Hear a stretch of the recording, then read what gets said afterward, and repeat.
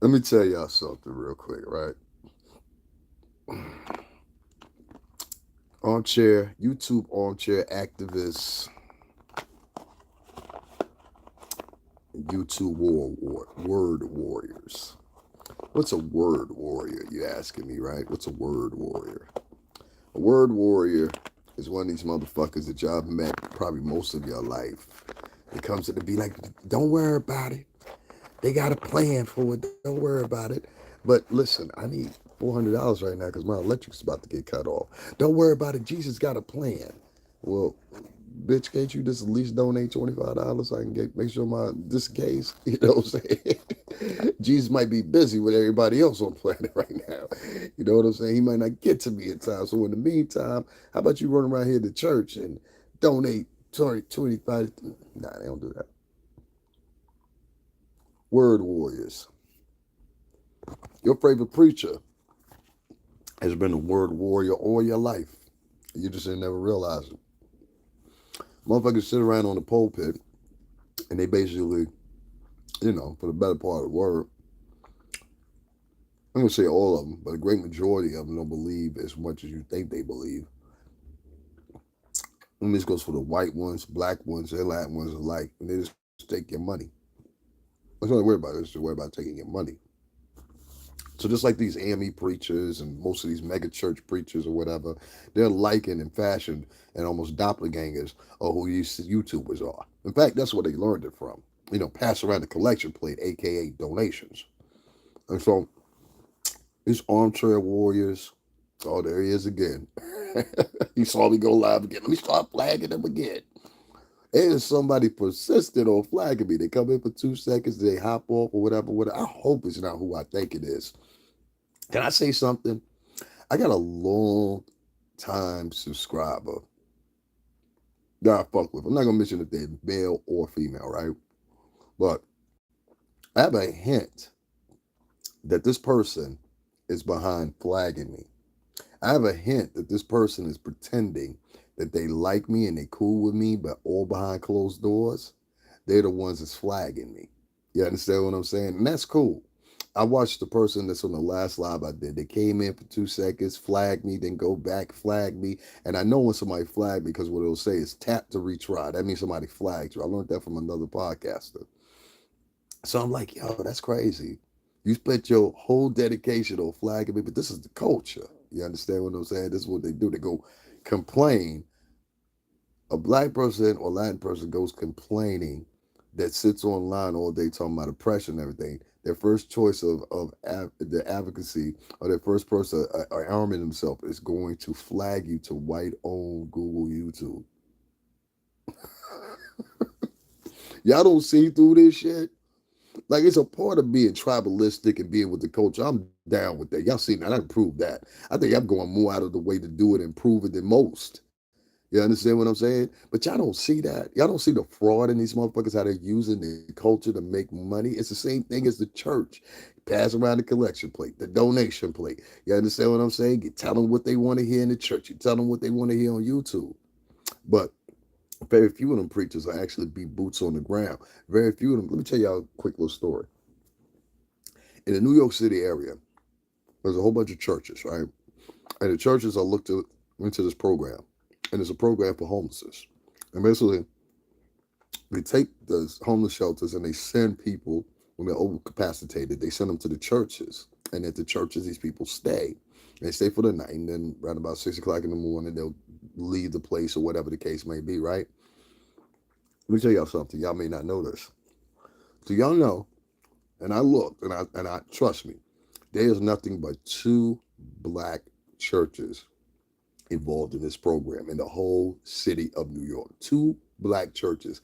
Mind you, the majority of the faces, you see that one motherfucker just logged off because they don't want to hear this. This is what I'm saying. This is why it's hard, and this is why I'm getting the fuck off of YouTube because people here at YouTube, they deal in absolutes. If they believe some shit, that's the way it is. There's no counter to it. It can't be any other way. It has to be the way they're thinking. But anyway, out of all these churches in New York City that do this homeless program, there's only two of them that actually participate in this. Now, mind you, they could get all kinds of tax exemptions and all kinds of other shit or whatever. Most of them are already tax exempt anyway because they're a church, but they could get added benefits. And instead, they choose not to be involved in it. Meaning, when I look at it, and you guys have seen from my camera work, when I'm walking around New York City, the majority of the people that you see sleeping on the street and that are homeless are men. And these men happen to be, most of the time, black or Latino, black or Latino, black or Latino. You understand what I'm saying? But the black and Latino churches both are not participating in these programs. It's the white Pentecostal churches, it's the white Catholic churches, and the other one is the what do you call those people? The Latter-day Saints folks or whatever, whatever. Those churches that are evolving. And all these black and Latin folks that are sitting on the streets sleeping at night, including in the wintertime. None of these black churches, but these motherfuckers are taking money every week in that collection, in that donation box. Y'all don't get this shit? I remember Lord Jamal. Shout out to Lord Jamal. Know what I mean? Podcast. And then many of y'all too young to remember this, but he was in a group. It's called Brand Nubian. And one of the lyrics he had in this song called Wake Up. Y'all go check that out. It's called Wake Up by Brand Nubian. If you never heard it before. He said, preacher got me eating out of soup can. He owns a home, drives a caddy to town, has a whole herb believing that he's coming from the ground. See, y'all done lost y'all lesson somewhere along the way in how can I say it? Y'all lost y'all pride in exchange for rags and tatters and trinkets. See, all these motherfuckers, they don't care about being no pro-black. They care about being superstars. Everybody want to be a superstar, this motherfucker. You know what I'm saying? I'm a YouTube star. Hey, you a YouTube star, but have you seen how the biggest YouTube stars, have you seen their faces? There's 2 people on a list of 20. That is actually 4 minorities altogether on the list of 20, but it's 2 of them, only 2 of them that are black. They're among the highest paid YouTubers as far as AdSense revenue. Did you know that? There's only 2 YouTubers that are black. They're in the highest revenue earners as far as Google AdSense is concerned. Everybody else is on a donation basis. You understand what I'm saying? Because if you know how Google AdSense works, you have to coattail yourself to a certain way of speaking in order to reach a higher CPM, meaning a higher payout rate. You understand? If you don't, your payout rate will be lower no matter how many views you get. You understand what I'm saying? So, and I think it's cost per minute or something like that, or whatever it is, whatever the acronym is for it. But that's how it works. So the donation base is how most of us make our money. You understand what I'm saying? As far as blacks and Latinos or whatever. Most blacks and Latinos, they will donate to the most salacious, nasty, repugnant fucking material there is. And most of it is inclusive of making fun of your own people. That's what I'm saying. Where's the godliness in this?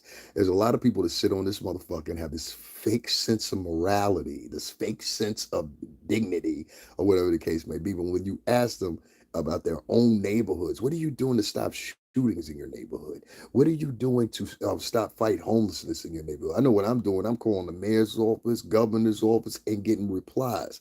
I just got a reply from freaking the Department of Transportation because of a complaint I had put in, and the lady helped me become state certified. I've never even erected a property of mine, but my properties are the solution to a big outstanding problem.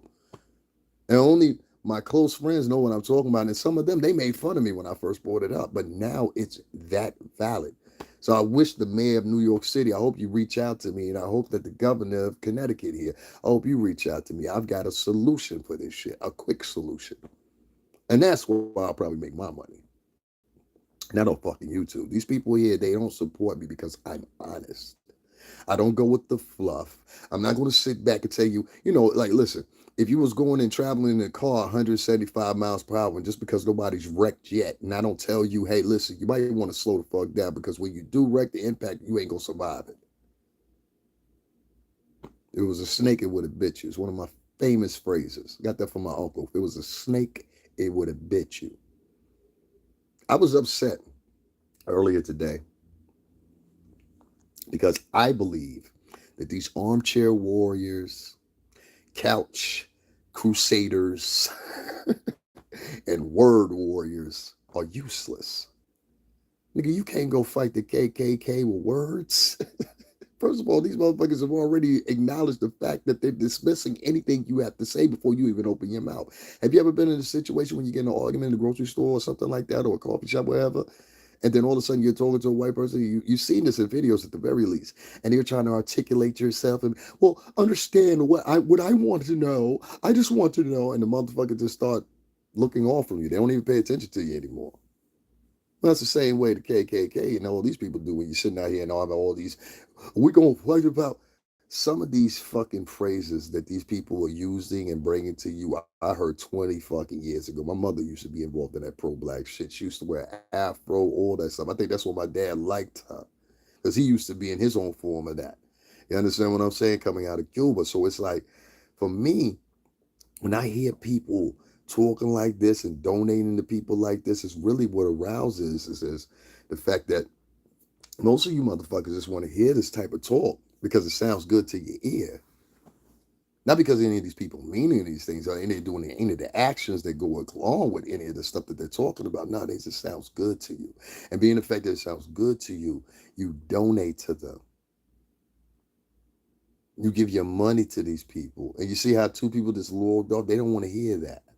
They'll tell you, oh, he ain't talking about nothing. No, I am talking about something. And you know it.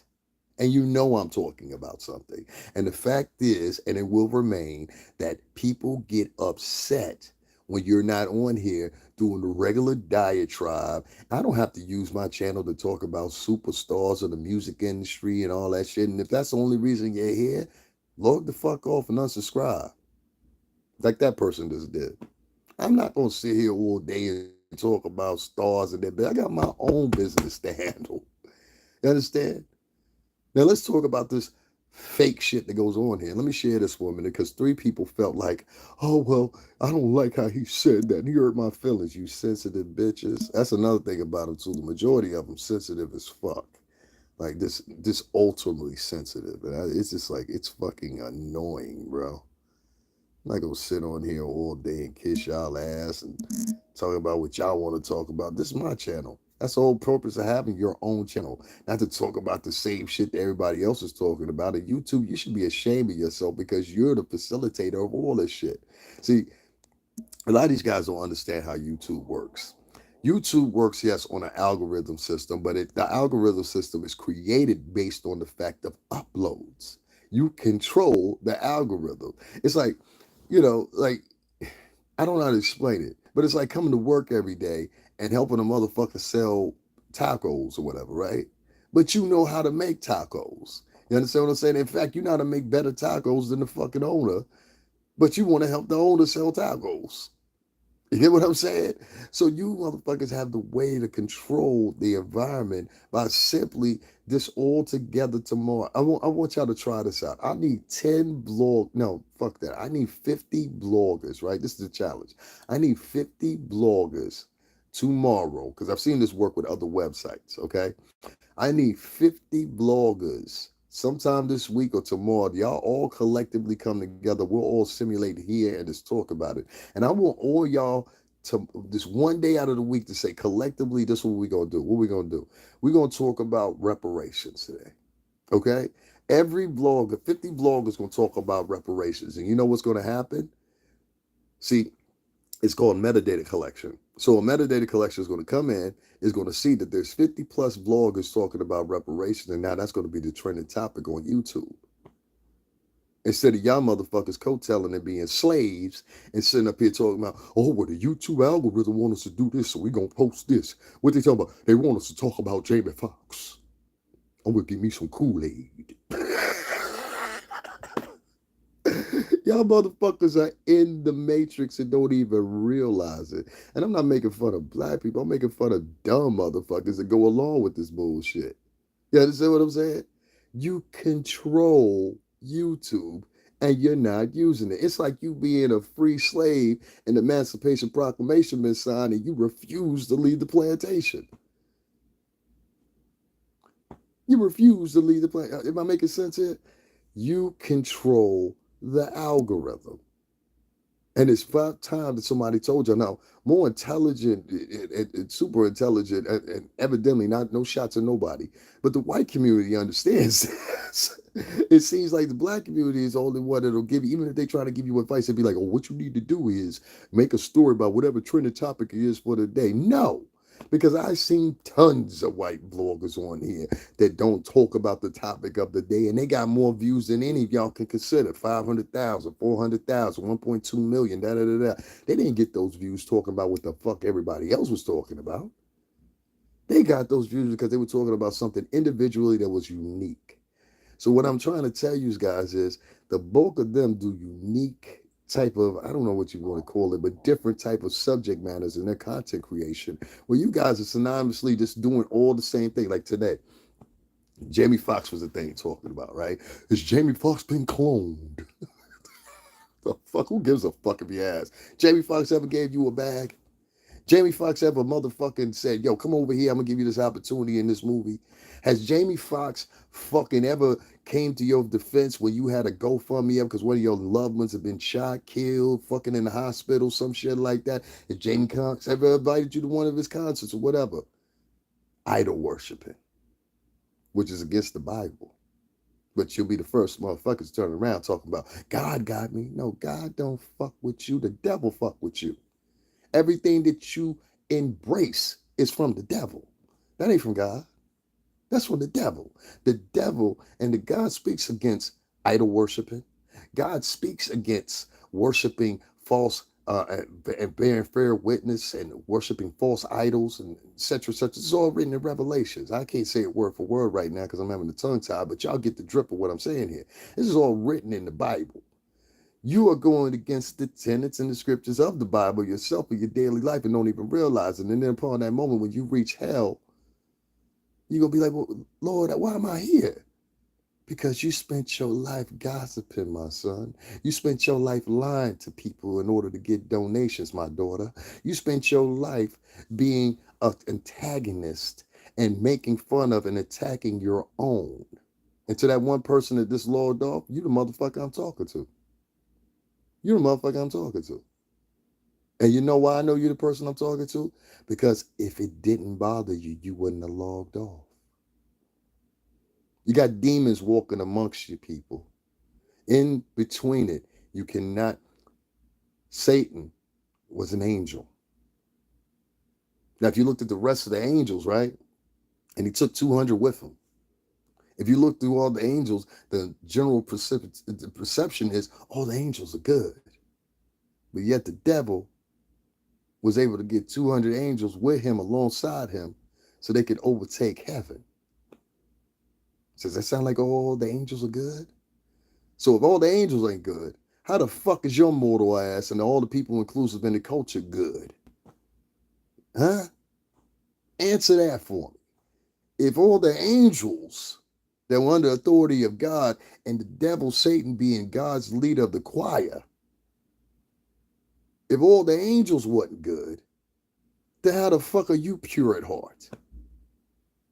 And that's the lie that a lot of these FBA folks and a lot of these other people, they try to give you the intention, and they try to give you the intentions of that they're good people, but they're not. A lot of these people are con artists.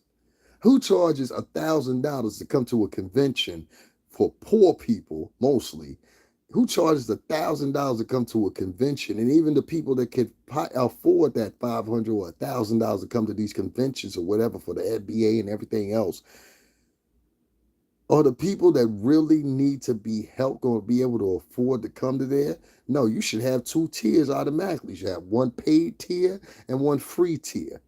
You understand what I'm saying? And have some sponsors. That's how they used to do it back in the day. Like you have sponsors. Okay, listen, I got Rakeem and his 2 brothers and sisters, whatever. I'm gonna sponsor them. So he go $300 for them. You understand what I'm saying? I'm gonna pay my 1,000, but he go 300 for them because I want to sponsor these kids. They're affecting and they're not applying their knowledge to anybody but people that are semi-successful, successful, or can afford it. Don't y'all pay attention to this shit? If you so much about the people, then why the fuck are you charging $50 or $100 for some motherfucking regurgitated information? Oh, this is such program, like that fucking con artist Boy Rockets has done many a times. And many of you other motherfuckers that picked up the same pattern from him. That's why I don't do, oh, I'm gonna sell a class and talk about the ins and outs of the music business. For fucking what? So these niggas could be ready to kill my motherfucking ass? Huh? Nah, I'm good. I gotta walk around New York, my nigga. I'm good. You know what I'm saying? Nah, I ain't gonna be this motherfucker that sit in the house all the day and don't do anything. What I'm trying to tell you, a lot of this pro-black bullshit is what it is, pro-black bullshit. And I put a nice little article about a woman named Tanetta who works for a particular publication that she addresses the same thing. She says it seems like what they're preaching is pro-black on YouTube and all these other social media websites and how they're dismissing people that go against them. It's odd to me that none of this has to do with real activism. None of these people are in the street. See, what I do is activism. I go to activist shit. I went to the activist thing with Jesus Christ, I forgot what her name is, Lena. I forgot what her last name is. I'm sorry, Lena, if you see this. But I went to her activism thing where she was with Poppy and all of them and the whole thing that happened with Africa Bambaataa. And she didn't want them to get any funding from the city for the, I went to another protest for closing down Rikers Island. And many of y'all saw that. Um, and numerous other things I've done. I've been boots on the ground. And I'll be amazed once I finish these lives and I say at the very simplest, yo, can y'all donate $5? I want to give me a coffee, something to eat. I've been standing here talking for 2.5 hours. I want to do another live, but if I'm parched and I'm hungry, then fuck you. You know what I'm saying? Like, you can't donate $5, and they'll be like, no. And they'll even congregate amongst each other. These are black and brown people. They'll congregate amongst each other and give purpose of why not to donate to me. And tell other people, as a woman showed me and sent me an email with fucking screenshots in it, other people telling her not to donate to me. And I'm like, why? I'll tell you why. Because I got in the way of them having to do more work. And I bring up the possibility that you're now seeing and asking these people, well, if Davin Lewis went over there and he went to where Malcolm X was killed at, and you live in the tri-state and he live in the tri-state, why were you giving all the money to the nigga sitting in the bedroom when he actually went there? You know what I'm saying? You feeling what I'm saying? They pimping black. Just like the church has done. Just like many of white society have done. They pimping you. And right now, most of these motherfuckers will throw you into a gas-lit stove right now if it means them getting 200 more YouTube views. Most of these motherfuckers will throw you in an incinerator if it means them getting 300 to 400 more YouTube views. And this is how these people think. So you can't take a lot of them serious. And in between it, the sad thing about it is, because it's about 60 to 65% of these motherfuckers, you got to understand, most of these people that are up on YouTube nowadays, these are not really, and I keep reiterating this, most of these people have not even graduated high school that you're listening to, that you're taking life advice from. Most of these folks have not even graduated high school. And yet you're taking life advice from them. In fact, you're probably more intelligent than they are. But the reinsurance issue is the thing that goes on here. And I'm trying to tell you guys, you don't always have to be reinsured about some shit. You understand what I'm saying? Sometimes take the motive and the necessity of knowing who you are as a person and apply that to your everyday life.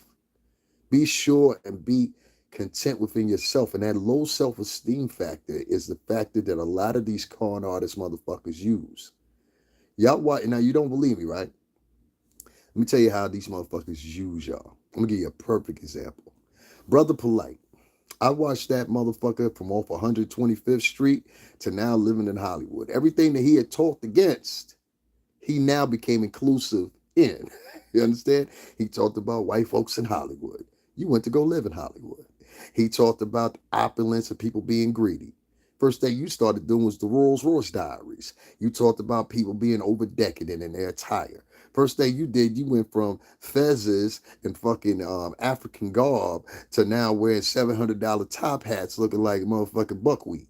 You understand what I'm saying? Because that's what you look like. You look like Red before he came Malcolm X in the zoot suit with Shorty, scuttling down the street in East Side Harlem. You understand what I'm saying? That man made a complete transformation for who he preached to y'all, who he wanted to be. Made a complete transformation. And y'all kept on support this motherfucker. He said he didn't like white women. You caught him in numerous pictures with white women. I believe he probably slept with a couple of white women. And y'all let this fraud through. In fact, to this day, with this motherfucker being under prosecution right now as we speak, there are still people donating to him. There are still people listening to him. There are still people that will support him. But just like I said this earlier, this motherfucker lived right in New York. You ain't never go to Seneca Village, but you used it in your diatribe to make money. This motherfucker lived right in New York, but you ain't go to where Malcolm X was killed at the Alderman Ballroom, huh? One of the most famous things I can imagine in New York City. No, you sat back in there and somebody got upset for what I said. You cannot trust, and I hate to say it, African Americans and Latinos in 2023. They will throw you up under the bus for trinkets and rags and tatters. They are not together. They pretend they are together in your face for the pure simple fact so they can get donations. But if you pay attention to their behavior versus their words of these word warriors, what you'll find out is we couldn't even use you in the bigger scheme of things. Same thing I'm saying about these FBA motherfuckers. What legislation have you gotten passed in the past 5 years that y'all existed? What legislation have you presented to Congress or any senators? Do you have any senators in pocket? Do you have any congressmen in pocket? Do you have any local or state legislation? And you'll hear the answer is no. It's just a whole bunch of motherfuckers conjoining together, gathering together, and blah, blah, blah, blah, blah. And yes, what I think is the pontificating and da, da, da. And usually it's the decadent of the culture. It's not the fucking people that really could use the help. It's the decadent of the culture. How do I know? I was around decadent motherfuckers for 17 fucking years. I watched them go rich, go broke, or anything else. Come on, man. It don't get no more decadent in the music industry. It don't get no more decadent than that. So these decadent motherfuckers, they all gather around, has it always been in time, from the times of kings, 1600s, 1500s, and even earlier on. The decadent get together and they can congregate together and they work on the solutions that they feel fit without living in of the poor. I can't make this up. And if you don't understand that, I don't know what the fuck to tell you. I don't know. Pick up a book or something. I don't know. But if you guys don't see how this works, I'm being honest with you. And it hurts a lot of y'all feeling to hear that because I know a lot of y'all take pride in these people. A lot of y'all donated to Brother Polite. Look where he's at now. A lot of y'all donated to a lot of these other fucking YouTubers. Look where they're at right now.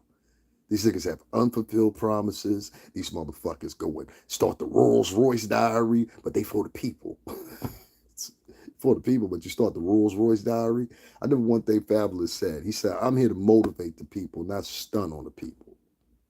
Say that once more time. He ain't said that in a rhyme. He said that in words. He said, I'm here to motivate the people. I'm not here to stun on the people. You understand? Now,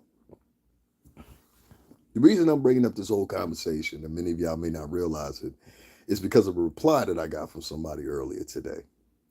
And they said, well, what do you expect? They were talking about a young lady that I had that I did a screenshot of or whatever. And I usually don't do shit like that. And if you any other blogger, don't feel free. I didn't know that broad. You understand what I'm saying? I don't know that broad. I've never had any interaction with her. I have no loyalty to her. But what I didn't like is what she said. You understand what I'm saying? She picked, and I'm gonna give you an example here. Did a live yesterday. It didn't get many hits. I ain't put up the video. It didn't get any hits either. And it could be a myriad of different reasons. But it was about a guy named Nick Fuentes who was paid $200,000 by Kanye West as a consultant. Oh, nigga, I ain't forget about you either, because you're one of my favorite artists. But you just, I don't know, you done lost your mind once again. The decadent. Once they become decadent, they do shit. See, when you get poor folks and they get money, they do things that they believe are what rich people do. This is what you saw Brother Polite in the Rolls Royce diaries and all that shit. Do you think George Clooney would ride around doing the Rolls Royce Diaries? Do you think that like fucking I don't know, name you could even name somebody black? Do you think any of these people would go around doing the Rolls Royce Diaries? No. People that come from fucking poverty and reared in poverty, they do shit like this because it's the first time they fucking had something like that. And this is how they react, especially if they're from the New York City area where you see money around you every fucking day. And you're like, when I get it, I'm gonna act like this. And first thing you do is you go stunt on the people in your neighborhood where you're from versus stunting on the people on Fifth Avenue where I be at. You understand what I'm saying? When y'all see me do my lives, they don't go over there. That's how I get off my stunting. Did y'all see me in my live that I did in front of Trump Tower holding my fucking tongue? No, I was talking buku shit about white folks. I told them straight to their fucking face, right in the belly of the beast. Them niggas ain't gonna do that. They gonna sit around until them two motherfuckers that's lawed off, go fuck yourself. The motherfuckers are not gonna do that. That's why I say to people that do shit like that, because they'll sit here and they'll listen to me and they want to hear what I have to say, and then some of them will go pantomime my words on their own broadcast, or they'll go around and be like, "Don't talk to that nigga. That nigga don't know what he's talking about," or this is what these people do. But the fact remains, I was in front of fucking Trump Tower, the ex fucking president of the United States, sitting there talking about white folks that motherfuckers didn't donate a dime. But y'all talking about y'all for the culture? Y'all cowards. The majority of you are fucking cowards. And if the revolution started tomorrow, you're probably running squill. Just like you do on 48. What was that shit? Another 48, the first 48. Y'all motherfuckers be just like that. Bring me some cheddar biscuits. I'll tell you where everybody hiding. They up here in Canada. Bring me some cheddar biscuits. I'll tell you where everybody is. That's how these motherfuckers really will set it down to you. Now, I'm not going to sit here and talk about, make my whole diatribe about Brother Polite, because there's many others just like him. And the very least I could do is hit the like button, even because some of y'all going to use my material later anyway, or my diatribe, or what I have to say here as far as original thought. And it's so funny. I support so many. If y'all look at my community section, y'all ever go to my community section? Do y'all see how many vloggers that I share in there? I think it's Corey Holcomb, Craig Smith, and many others. I've been sharing some of these folks for 5, 6, 7, 8, 9, 10 years. These motherfuckers not on one time because they're so honorary and cock this, like, not all of them, but they're so honorary and belligerent and full of themselves. These motherfuckers ain't never shared one of my goddamn things, ain't never bought my single. And I have a single for sale right now in the description box. Motherfucker said, "Yo, well, won't you just get up a product? Then that way we don't have to be cornered in on what's the name?" And then I remember one of these personalities. I can put him out there because I'm quite fond of him. He said, "Yo, if you got a product or some shit, I'll support you even more." Then, all right, well, down below is my single. Go buy about 20 copies of it. Of course not. That one nigga's gonna log off. See what I mean? It's you can't take these niggas seriously because they're all about hype. They not about what they say they about. They about the hype that comes along with saying what they're saying. They're not gonna put boots on the ground. They're not gonna do what I do. And that's why they sitting up there, they trying to detour you from coming to see me or donating to me because they know they would have to live up to the same guys. They know if I'm doing what I'm doing, and people see it, now you're going to have to do the same thing in order to earn that dime. The difference is motherfuckers won't donate a dime to me because of the simple fact of how they feel. Gossiping is another one of them, but they'll come watch me. They'll come watch me. That's why I said I'm leaving YouTube, because YouTube has a fanatical thing of doing that, especially in the black and Latin circles. They'll come watch you, they'll sit back, don't say nothing or whatever the case may be, but won't donate a dime to you because you are the competition. I'm the competition, believe it or not. I'm the competition. You know what I'm saying? Trajectorily. You understand what I'm saying? Based off the numbers I've had previously, based on the numbers I have currently, I'm sitting at 4.4 million views now.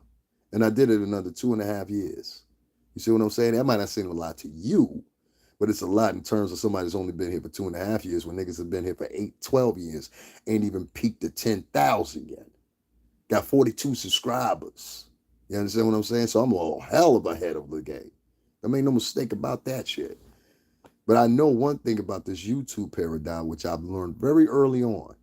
Unless you go in the rhythm of what everybody else is talking about and you make a left and you don't make a left like everybody else is making, In the state, you say, fuck that, I'm gonna make a right. What the fuck am I going left for? It's congested over there. That's how I think.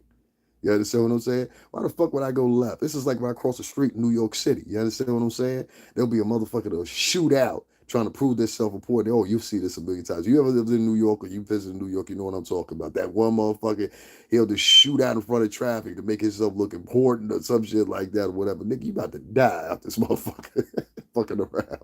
All these cars come through the fucking thing and whatever. But the point is, there'll be people that follow behind them because they think that makes them look important too. You understand? Or whatever fruition they have in their mind of that the whole instance. But it's like a weird psychological trick or whatever. I never do that.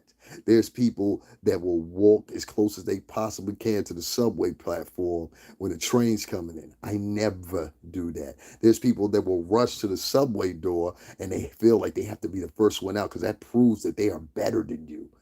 Okay, go ahead. You know what I'm saying? Like, I never been a follower, and that's what it is. It's follower mentality. This is why the algorithm on YouTube is so strong, because you motherfuckers won't go against the grain with it. In fact, if 50 of y'all tomorrow said we're going to start talking about reparations, YouTube will be flooded with it. It will be flooded with 50 motherfuckers talking about that, and that would be the thing. You might get your message out even more. That part I'll stick with you, FBA motherfuckers, about. But the fact when you come here, like that one person that just left a few minutes ago, or the other ones that come in, and they just sit here and stare and don't donate $1 to $STRINGERBELL80, but yet and still, you'll go donate to charlatans, liars, con artists, etc. That don't make sense to me.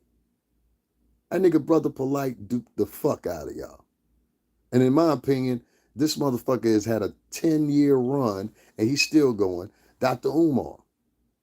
Nigga, you had videos at the casino. He had videos at the casino of him at the casino during the pandemic when motherfuckers is out here starving. You understand what I'm saying? Like, his people that he claims he loves so much, they were out here starving. Let me tell y'all something I witnessed with my own 2 eyes. During the pandemic in the Bronx, and many people, if you live in the Bronx, you remember this. I was still down there. I spent 3.5 years down there after I left from Connecticut and went down there to live. And I remember very vividly, it happened over at High Bridge specifically, and he went to another area too. The man that owns Goya, many of y'all know Goya, Goya. It's a Latino company or whatever. This man had his whole entire fucking refrigerated semi truck. Now I know little delivery truck. I'm talking about a semi truck with prepared food and extra food to hand out to all the Latinos and blacks in the neighborhood. You understand what I'm saying? And he went and did that trip like 4-5 times during the pandemic to make sure people have food. Dr. Umar didn't do that. Nigga, you've been collecting millions for the past couple of years. Brother Polite didn't do that. None of these other motherfuckers did. Did you not pay attention to that? Matter of fact, there wasn't one motherfucker. There was niggas going on vacation, including you, Puff. I gotta talk about you too. You went down to a private fucking island during the pandemic. Motherfuckers is out here starving. You didn't even check on the niggas that used to work with you. These motherfuckers have a priority on being decadent for this camera, other than virtually doing the work that they supposed to be doing. And if y'all don't pick up on that shit, I don't know what to tell you. Like I said, you got an example. God giving y'all an example right in front of y'all fucking faces, Brother Polite nigga. These niggas are nothing but cult leaders. They're starting cults on YouTube, and y'all don't see it.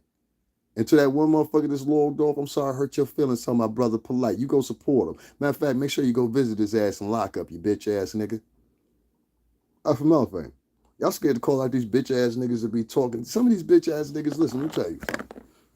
I've been with bosses, all right? Real bosses. Who gonna say Puff ain't a boss? The niggas I was with before there were bosses. You understand what I'm saying? I think my guys got caught with over $150,000 worth of shit when it's finally all said and done. You understand what I'm saying? Noted and documented. I've never hung with no little motherfuckers, because it appears simple fact, my cousins and them, they were all older than me. Shout out to my cousin LA, RIP to him, my baby Mario, you know what I'm saying? Porn. You know what I mean? RIP to him. Those were niggas that raised me, DeRico Saunders. Those are guys that raised me. I was always hanging around older dudes, and these were people that my mama knew their mothers. You understand what I'm saying? And I hung around these dudes because they were handpicked by my mother to hang out with, because she knew how thorough their fathers were. And my mama was married at the time. You understand what I'm saying? So I hung out with these thorough motherfuckers, him, Early, Dorico. I learned how to dress from JJ Quarles and Adrian Milner. I learned how to dress everything from these guys. These guys were responsible for my whole swag. And I remember how they used to move. And so I said to myself, I know when I see some fake shit because I ain't never been around no fake motherfuckers. And you can check that. You understand what I'm saying? If y'all see the people I hang with today, I don't hang around no fake weak motherfuckers, especially. All my people I'm with, they ready to jump at any given minute, whatever it is. You know what I'm saying? You may not think that because I'm pontificating, I'm articulate and everything like that, but I'm just telling you, I come from authentic guys, always have. And if you see how big the guys are that I hang out with from a camera and shit like that, you know I don't hang around with no chumps. You know what I'm saying? So I'm sitting there and I'm thinking to myself, well, man, knowledge of all that. Am I wrong when I see some fake shit? Like Brother Polite from Brooklyn. Niggas would look at you and say you on some fake shit, my brood. You went from 125th Street wearing fucking fez hats and having the anarchy or whatever that is under your eye and wearing African garb to doing the fucking Rolls Royce diaries and taking pictures with white chicks and probably, I'm gonna say possibly screwing white chicks too. But I don't go with the frame. But still, all in all, motherfuckers gave him a tap on the back and kept donating to him. They still donating to him this time, and this motherfucker is literally up waiting to be taken into custody. And we believe you, Brother Polite. This is cult mentality. And nobody's telling y'all, but this is what it is. Each one of y'all that have your favorite vlog or whatever the case may be, including myself, you're part of their cult. You understand what I'm saying? And you donate to their cult. You understand? And a lot of times, a lot of y'all are funding domestic terrorism. Y'all don't remember the nigga that was the vlogger and he went into Brooklyn? This was last year. He went into Brooklyn and shot all those people on the train, the fat fuck. They were donating to him. They were donating to him. Now, if you had prior knowledge of what he was going to do and you donated to him, you could be brought up on charges for aiding in domestic terrorism. You better keep quiet. You better keep quiet. If you had any motherfucking comments over there, you better erase them bitches. This is the people that we have nowadays in these FBA communities that I honestly and truthfully think is a sincere movement, but the people that are involved in it are insincere. They're about money. They're not about what's the name. Yes, it takes money to do things, but once they get the money, they want to revert and show themselves as how decadent they are. Look at these new shoes. I've seen niggas that take people's collections and go buy new clothes, which is nothing wrong with that or whatever, but you buying extreme new clothes. I'm buying, buy these Stacey Adams. I'm gonna buy these Italian joints for $1,000. I seen one gentleman that is a YouTuber. He doesn't do anything but regurgitate, nothing, have one original word off his thought. You understand what I'm saying? That's another thing that kills me too. The problem is, when a lot of y'all are rehashing these stories, because that's all you're doing really, is rehashing the story. When y'all rehash these stories or regurgitate these stories that are trending or whatever, this is why I picked not to do that shit. Because everybody's saying the same fucking thing. There's very little difference in what anybody's saying about the subject. I mean, there might be one or two people that have more information than the other, but a preliminary stance, like when the shit has happened the first, second, or third day or whatever, everybody has limited information on what happened. You understand what I'm saying? That's why I don't usually jump on these shits like that. And so you'll have over 40 different bloggers talking about the same fucking subject. And some will be successful with it and some won't or whatever. But what you find in the pitch of everything is these motherfuckers are not doing this because this is the story they want to do. They're doing it because they feel like this is what's trending and this is what keeps me going. So in that factor, you're not sincere. You're just a fraud. You're here because you know there's money in it. You're here because you know that you can dupe people if you're a good hustler. And like I said, one of these motherfuckers, y'all better watch, ladies and gentlemen. These will be the motherfuckers on the corner playing 3-card Marley. Where the ball at? Where the ball at? Where the card at? Where the king at? Huh? You got $100 right here, $50 right here, $50 right here. These are the motherfuckers. But they will tell you in the inboxes and secretly as they're flagging me and shit like that, don't donate to him. Why? Because he do more than me and he telling the truth. And it's going to knock down the whole shit. When this shit get out the way it need to get out, what I'm saying, y'all gonna see a lot of these motherfuckers and their little cults crumble. Their little YouTube cults, they gonna crumble. Because there's more people speaking like me now. A few of y'all get influenced by me. A few of y'all have shared me. I've heard some of your words. These words that y'all regurgitate, and I don't mind, is when you try to pretend like you're me and act like my words are originally yours. Give me my motherfucking credit. You didn't think of these words. And I'm saying that shit right now on this date. So it's held in order. So much of fake shit to go on here in these black and Latin communities here on YouTube. And shit yesterday with It's Tay Tay Baby or whatever the name is. You act as if you're an advocate for men or whatever the case may be, right? The best point of advocacy you could have did yesterday was not take up the second show that they did an all round table at Fresh and Fit with all men, and they happened to be discussing some shit that happened to be revolved around race, but it wasn't as extreme as the night before, which you said nothing about. And you're half black and half Mexican, mamita, and tú sabes, el mexicano la negro. You said nothing about it. And that's why I came at you in the comment section. I thought you were just going to see the comment or whatever, whatever. Oh, no, no, no, no. Bitch, it was the point when you put the comment on the screen because you knew you were fucking wrong. That's why you put the comment on the screen, because you thought at that moment, you know what, I fucked up. I should have been talking about this shit. I should have been talking about Nick Fuentes, because Nick Fuentes is what? Mexican. And you're what? Mexican. Half Mexican and half black. And as I've learned in my experience, most Latinos, they don't even believe it. They can't find it possible that somebody could be half Latino or half black. Oh my God. That has a lot of factors in it too. Usually it's because a lot of Latinos, they don't exit their own communities or whatever. But yeah, it's a whole shitload of them. Check New York City. You know what I mean? Motherfuckers I know that are half Cuban, half Honduras, half, and some of them are half white too, I don't take that away from them. But it's just beyond the comprehension, Some. And then most of the time with me, when I'm around Latinos, that's the first thing they do. They speak Spanish to me. You know what I'm saying? Or people will walk up to me. My friends will validate that for you. Or I walk into the store, they'll speak Spanish to me. Or people will walk up, do you speak Spanish? Yeah. You know what I mean? Like, it just always happens. But they don't have a problem recognizing their own. But the point is, this girl had the opportunity to speak up, and she didn't. In fact, she elaborated on why she wasn't going to speak up, and she tried to put it in the guise, and the video is right down below. She tried to put it in the guise of she wasn't speaking up because she's a woman. You a woman. Bitch, you get up on this motherfucking YouTube every day and speak up for men and bash women and tell them how they stupid as shit and everything else. And right now, today, you want to pick gender? Because you fucked up. And instead of being prideful enough and being like, yo, you know what? I'm going to cover that later. Because that's what I would have said. If somebody would have came up on my shit and said, hey, how come you ain't covering that Nick Fuentes shit, but you talking about this little petty Eddie shit that they talking about in the next broadcast the next day? The first thing I would have said to my subscribers, well, you know what? Don't worry about it. I got y'all covered. I understand what you're saying. I understand what you're saying. That is more important. That's my bad. No, this brother's sitting there, and that's why I said I don't like using that, because a couple people asked me if why don't I use that what's that shit called? StreamYard shit. And I said, I think that StreamYard shit is corny. Like, the way people utilize it is corny as fuck. You sit back, like, her channel is basically, and a couple of these other channels who, for some reason or another, are able to ascertain thousands of dollars off this shit. And guys, make sure y'all hit the like button. Make sure you hit the Cashapp too. Everybody else does it. Why can't I get any money? I need y'all cash. I'm fucked up right now. $ STRINGERBELL80. And I just want to say this real quick.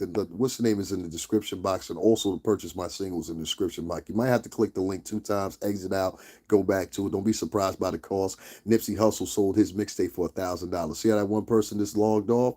They ain't about the culture. They niggas. That's what niggas do. When you telling the truth and you sat there and you listen to everything I had to say, as soon as I say my Cash App, you log off, you a nigga. I have no use for you. Please unsubscribe.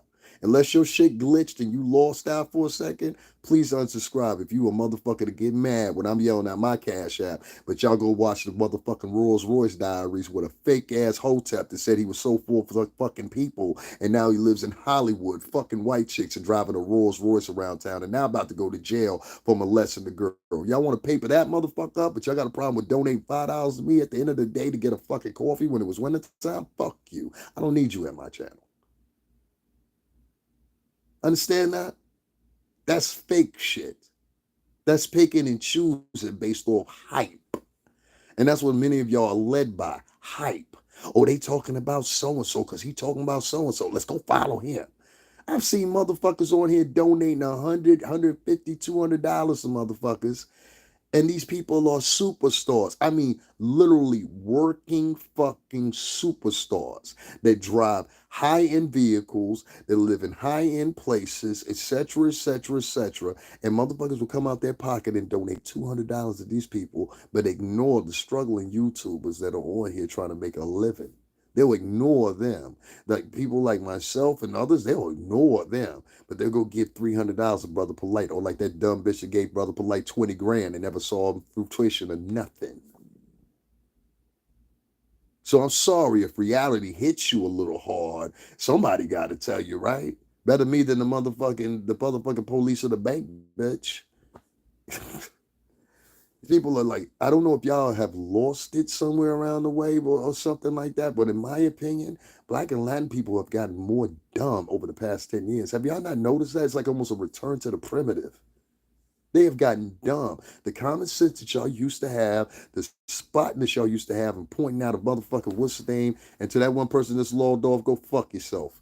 To those people that used to be smart and intelligent and be able to pick up on the corners, it's like somewhere along the way y'all lost that in preference of being assimilated. Many people in the Black and Latin community believe being assimilated is the way to go. You know, I want to fit in. I want to be. How can you fit in with white folks if you never lived around white folks? How can you fit in with white people? And the first time you ever been around white people was when you were 21 years old, saturation. But from infancy to 21, you wasn't around nothing but blacks in a black neighborhood, black church, black school, da da da da. Now you want to acquiesce yourself to act like whites? How? This is why you get these ghetto motherfuckers working in doctor's offices. This is why you get these ghetto motherfuckers working in schools. And then they end up getting fired for some shit or whatever, whatever. Because what you did was you hired an actor or actress. They came in there based off what they seen on TV, the actress roles that they seen on TV, the favorite TV shows they like, and they try to enact them in their own personality. And what happens is their real personality always supersedes. Oh man, just like Bob Marley said, you can fool some people sometimes, but you can't fool all the people all the time. Can't fool all the people all the time. He was telling you, you can't be an actor or actress. That's why I don't get on this motherfucker pretending. Oh, everything I say is solid, man. Trust me when I tell you that. Everything I do is solid if you can't tell. Where I move, where I go. So I'm asking y'all, who's more solid than me? Why don't I deserve my donations? If you think I deserve a donation, hit it up right now. We're going to go for another hour. Hit the Cashapp right now. I'm fucked up, y'all. Don't y'all care about me? $sign STRINGERBELL80. Don't y'all care about me? How come Brother Polite's the only person that can get a Rolls Royce at the Rolls Royce Diaries? I wanna go screw some white girls too, Brother Polite. These people are liars. And if y'all don't see it, I don't know what the fuck's wrong with y'all. And if y'all have a campaign to fucking not donate to me, but you got a campaign to donate to this nigga that's being accused of fucking sexual abuse of a minor, and y'all still going over there giving money to him, what does that make you? What does that make you? And for the white subscribers that see this, I want y'all to notice this shit. These niggas are out here donating to pedophiles. You telling people, listen, I had a young woman that sent me the screenshots of it. All right, I still have them in my email of a motherfucker that contacted her 3 times and said, yo, I don't like him either. Do you like him? Ha ha ha ha. That's why I don't donate to him. You shouldn't either, and tell everybody else. This is what she said. She said, I don't like him either, and I don't donate to him either. Tell everybody else. That's what she said. And I said, you run around telling people don't donate to me? But do you do the same thing with Brother Polite? Do you do the same thing with Umar? Do you do the same thing with them hustling ass FBA motherfuckers who seemingly got a program for every fucking thing? Or hustling ass Boyce Watkins, who this motherfucker's getting ready to go to court yet again. And I don't give a fuck if you and Corey made up or not, nigga. You still a bitch. You a smart bitch, but you a bitch. Your woman bitch you. You understand what I'm saying? And I don't give a fuck what she say. That's the way you looked in that picture with Willie D and motherfucking Boyce on your day of your wedding. You look like you really wanted to fuck Willie D. Oh, that hurt.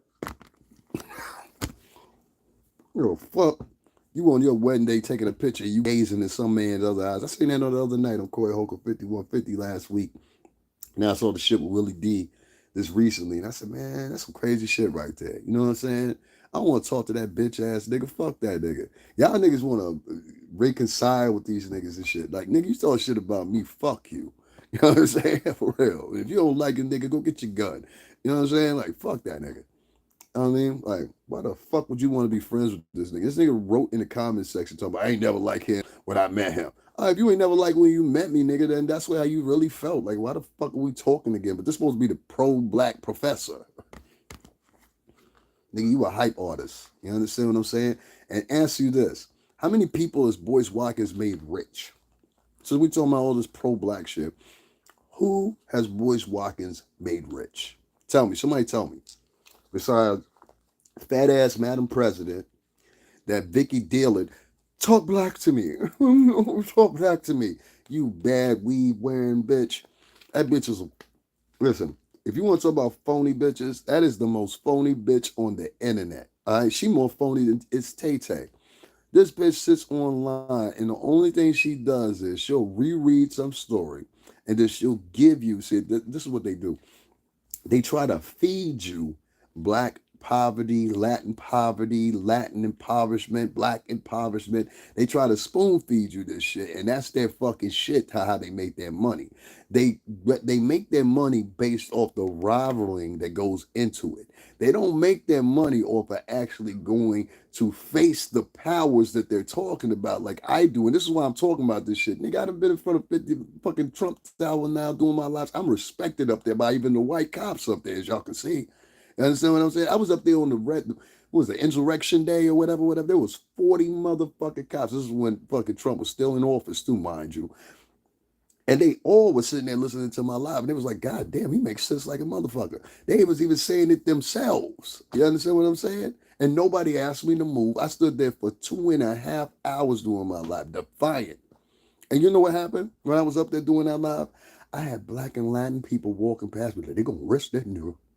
That's what they were saying. They're going to arrest that nigga. Ooh, lordy, lordy, lordy. They gonna rush that nigga. Mira, tú sabes, esto es un poquito novedoso, pero la policía ahí, right? Come on, nigga. Y'all niggas scared. So the guy that's putting in the work, actually boots on the ground, is worth less than the nigga sitting in his motherfucking apartment like moi, like I'm doing right now. That's why I refrain back to doing this shit. So I'm like, everybody else sitting in their fucking room, they ain't moving, they ain't spending money. Do you know how much fucking money I spent? I reinvest my money a lot. You understand what I'm saying? I buy new equipment, I buy pieces that I can film with or whatever. I got this thing now that's like a rotating thing or whatever. I got to hook the app up to my phone or whatever. And I'm going to be using that soon. You'll see what I'm talking about. I'll reinvest my money into my channel. And sometimes it's a mistake because when I have this projection in my head, oh, they're going to really like this. Those are the lives that nobody will tune into. Or if they tune into it, they won't donate a goddamn dime. I came up here 2 weeks ago and I said, yo, I'm fucked up. I need $300 because I got a bill to pay or whatever. I had to depend on my fucking uncle to help me out with that shit. Not the people. You know what I'm saying? My uncle helped me out with that shit. Thank you. But my uncle helped me out with that. But I was like, damn, y'all niggas just heard me say I needed some money because I spent a lot of money trying to cater to y'all as my subscribers. Y'all won't support me. You know what I'm saying? I've got niggas in my community section right now that I've been sharing for the past 5-10 years. You know who the fuck you are. Motherfucker wouldn't even lift up to say hello to me. Motherfucker wouldn't turn around and donate fucking $100 to me. We got a diatribe every week. Most of these motherfuckers are blackity black this, blackity black that. Watch your own actions or you looking phony, nigga. Watch your own actions or you're looking phony. And then they'll try to write you off. Oh, well, why don't you da-da-da-da-da-da? No, nigga, you phony. Because everything that you're speaking for, you're not really about. My mother used to do this shit. My aunt Melanie, she was one of the first people down south that had a public access channel that she was talking about all that African shit or whatever. My auntie Melanie Stovall, look her up. She'll come up. My aunt. That's my aunt. She was the first person on TV talking that shit. And her, my mom's friends, all of them, they come from that shit. So I know that shit emphatically. I used to go to people's homes and they were playing Minister Farrakhan on the radio. I grew up around that shit. You understand what I'm saying? So don't point me out as some fucking fraud. I've been part of that shit. You understand? My dad, I remember he bought me a pair of overalls, like the overall things or whatever. It was when people were wearing them. And on the back of it, it had spray paint, it had airbrush by any means necessary, or all means necessary, whatever. My daddy got that for me or whatever. I didn't even ask him for it. He just got that for me. You know what I'm saying? He was like, yeah, I know you would like this. You know? So we always grew up around that. I'm probably more so than many of y'all Johnny come lately motherfuckers that are talking and most boisterous right now. But if your actions don't match up to your words, then you're no more than a word warrior, an armchair warrior, a fucking YouTube thespian. You understand what I'm saying? A Google thespian. And it alarms me because these are the same people that'll sit around and they'll talk about, oh, well, mental health this, mental health. Are you a mental health practitioner? Have you ever went to school for mental health? Somebody said that to me the other day. You distressed. You damn right I'm stressed out, bitch. Because to that broad excuse me, that nigga that said that shit. You damn right I'm stressed out, bitch. Because bitch niggas like you. You see me going to these locations. You see me putting in the oil. And instead, what overrides you is your jealousy instead of your donations to a real motherfucker. Y'all donating to fake niggas to go around talking about it's the Rolls Royce diarrhea. Oh, cool. Nigga, you went about talking about from being anti-coon to being the top coon to everybody. And just like a coon, now your ass is going to jail. How you rise from the top from 125th Street to now getting ready to be an intake prisoner? And y'all ain't watching this shit? My prediction, the next motherfucker is Umar. They gonna get Umar or something. Tax evasion, so it's coming. Like I just seen that for fraud, something's coming. Because there ain't no way you been online for 10 motherfucking years, Joe, and you ain't motherfucking erected one school yet. And the school you say is erected is not operational. At least I get Tariq Nasheed to say, hey, well, at least, guy, you said you was going to build a museum and, you know, not a hell of a location, I'll say that much, but at least you put the effort in to do what you was going to do. Can't we thank Tariq Nasheed for the what was the series he had? I forgot. Somebody write in the chat if y'all remember. And I think he did 3 or 4 parts of that. I'd rather enjoy that. So I want to say salute to Tariq Nasheed because he's actually boots on ground. I can respect somebody like that. But has Boyce Watkins ever went anywhere and did a live? No, he sits in his room. He sits in his office. They sit in all these little places where they safe. They safe. Nigga, I put my life in danger going up there. One of them guards don't know me that well up there versus the other ones that do know me very well. He might take a gesture or a move I make as a threat of aggression, pop my ass. Y'all ain't worried about me. Y'all even tell the story. You wouldn't care. I'll be forgotten in 3 days. I'll be forgotten in 3 days like they did DMX. They forgot him in a week.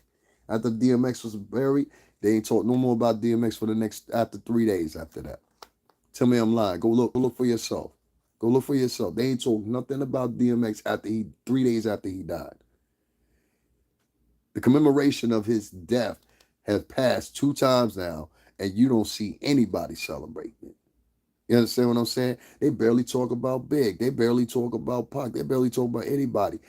The constant revolving door of having something new versus basing and setting your attention on the current problems that you motherfuckers have right now. And I know a lot of y'all don't like me cussing. So fucking what? That's just me. This is how I talk. I don't have to sit up here and pretend. That's why I made sure from the day one, y'all knew that I curse. I smoke cigarettes on camera, whatever the case may be. You know, and that's from one of my other mentors I learned how to do this shit from. You know what I'm saying? But one of my mentors that I learned how to do, actually 2 of them that I learned how to do this shit from, that I've been following for a very long fucking time. I'm disappointed in you two because you motherfuckers talk the most and some of the most respected. But I gotta take words and separate them from action. You understand what I'm saying? And you're not doing enough, nigga.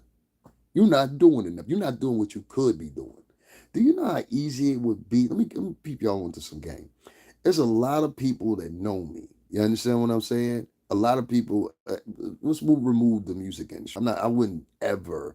Matter of fact, on my way up or whatever, because I'm working on a project right now that I've been working on for a minute, and I'm not letting too many people know too much because there's some niggas that their sole purpose is to throw a monkey wrench in my shit. They don't want to see me succeed. I went through this my whole entire life. I've had people hold me back, stop me from talking to certain individuals, all shit you guys couldn't even phantom in your minds. A lot of these YouTubers that sit around and they talk about the blackety shit or whatever, and I know this because I donated to YouTubers. You understand what I'm saying? I've donated to multiple YouTubers and they don't even fucking know it because I'll go in and I'll do it by a different name or whatever. Like I got my own way of doing shit. You're not gonna see STRINGERBELL80 donated to you. You're gonna see somebody else donated to you, but that's cool.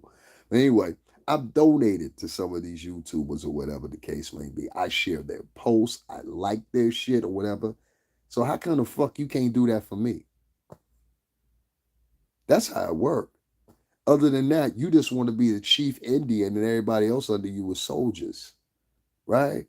You have to do that to keep yourself excelled or whatever. And that's the same way niggas did me in the music industry. Oh, you can be big, but you just ain't gonna be bigger than me. I want to see you make some money, but you ain't gonna make more money than me. Or I want to see you do something, but it ain't gonna be what you want to do. It's gonna be what I pick for you. So this is a long ride and a long fight for me. It's new for y'all, but it's a new ride and a new fight for me. And these are my last years to get this done. This is what I was trying to tell Jaguar. Stop fucking with these niggas. Jag, if you ever see this, you notice I'd be like, yo, fuck you. You don't like me? Unsubscribe. That's what you gotta tell these niggas. Fuck you. Unsubscribe. I want more of y'all to start using that. You don't like it? Fuck you. Unsubscribe. Because these people think they're hurting you by not donating to you. These people think they're hurting you by not sharing your post. These people think they're hurting you by not liking your post. These people think they're hurting you. This is their intention. Then you understand what I'm talking about? They have no love in their heart or togetherness in their heart. Their whole intention is to hurt people. To hurt. And to those three people that just logged off, go fuck yourself. Because they don't like to hear the truth about themselves. And based on the fact that they don't want to hear the truth about themselves, this is why collectively they will get nowhere. Give me 1 second, guys. And if you haven't, take this time right now to hit the Cash App $ STRINGERBELL80. I think that was two of those two people that just logged off were probably two of the people I was talking about. And I'll never support you anymore.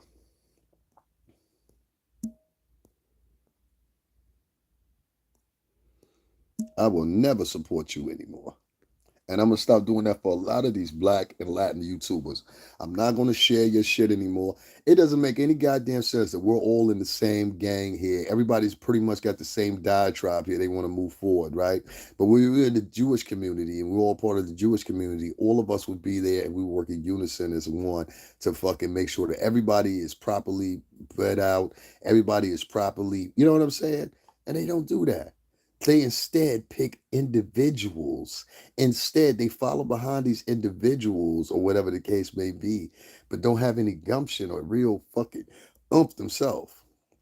Now, I want to say something about the stars that I share on my page and I try to, pay homage to or whatever.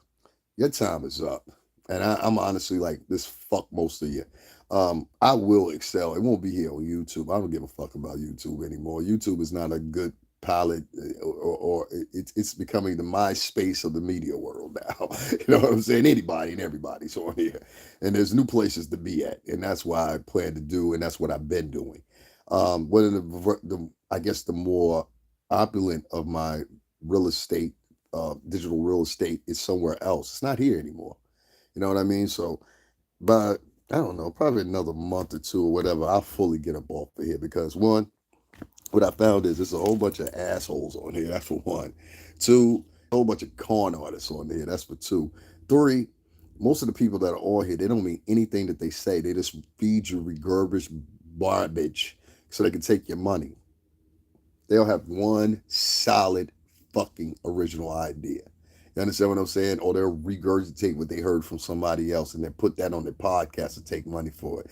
Or they'll get on their podcast shucking and jucking and trying their best to do a southern accent. You know, Lord, have mercy. Trying to sound like a southern preacher and shit or whatever, whatever. And evidently that makes y'all feel it won and y'all willing to donate your money then. You know what I mean? Whatever the case might be. And niggas will be like, oh, you just about money. You fucking right, bitch. I didn't motherfucking partner with Google, and I could right now. I didn't partner with them. And I told y'all the first time I didn't want to partner with these cocksucking motherfuckers because the pure simple fact, they coattail you to what you can and can't say. I told y'all before, I don't want to do no fucking super chats because the super chats are taking damn near 40% now. What is it, 35% now out of your shit? That means you donate $100 to me, I'm only seeing $72 to $75. The fuck are we giving them $25 for your hard money? You see what I'm saying? So now I don't do super chats. Fuck that super chat shit. And on top of that, it takes you a month to see the money. It takes you a month to see the money off those super chats. I don't know if y'all knew that or not. We don't automatically get that money when they did the super chat shit. I think it's every 25th of the month or whatever. So if I sat there and I'm like, okay, I'm gonna make the choice because I want to say what I want to say, how I want to say it, at least to the best accompaniment that I can here on YouTube without being, violated or whatever by their rules or some sucker coming in here and being like, yo, you know what? I'm gonna flag him for a goof. Meanwhile, you got far right bringers right around the corner ready to blow you and my head off. You understand what I'm saying? This is the mentality of these goofy motherfuckers. You can't even walk down the street. I tell y'all this all the time. If you're a man of color, you know exactly what I'm talking about. You cannot walk down the street of New York City, tri-state, California, Texas, or whatever the case may be because of these single raised motherfucking boys that act just like their aunties, mama's sisters, fucking their sisters, act like grandma and their reactionary tools. You understand what I'm saying? Some of these niggas out here are more bitches than the women are. You understand what I'm saying? And so they react to shit like bitches because they've been raised around bitches all their life. Not women, bitches. So bitches over there, that's the first thing they do. Oh no, I know what nigga didn't come up in my house and the blah blah blah blah blah blah blah versus a woman. Listen, you guys go outside, play, have a good time. I'll talk to you later. You know what I'm saying? Like, it's a big difference between these single moms. You understand what I'm saying? And a bulk of these single moms wasn't shit. And now they got a son or a daughter that ain't shit. And they're only centered on causing confusion, chaos, and drama in these neighborhoods. And y'all will watch these. I watched the motherfucker one day. This nigga collecting. Yeah, call it what you want to. Yeah, I'm pocket watching on some of these niggas because I'm trying to figure out what makes y'all donate to these motherfuckers, but y'all won't donate to me. And I feel like I'm doing realer shit than these niggas. This nigga sat down one day and broke down a whole epigy about, and I ain't gonna say the rapper's name, about a rapper, how he got killed, where he got killed, the players that were involved with him getting killed, or whatever, whatever. And do you know this motherfucker made over $1,100 off that live? And I said, that's a goddamn shame. Y'all sat there and listened and donated to a motherfucker talk about another man of color's death. And he wasn't respectful at all.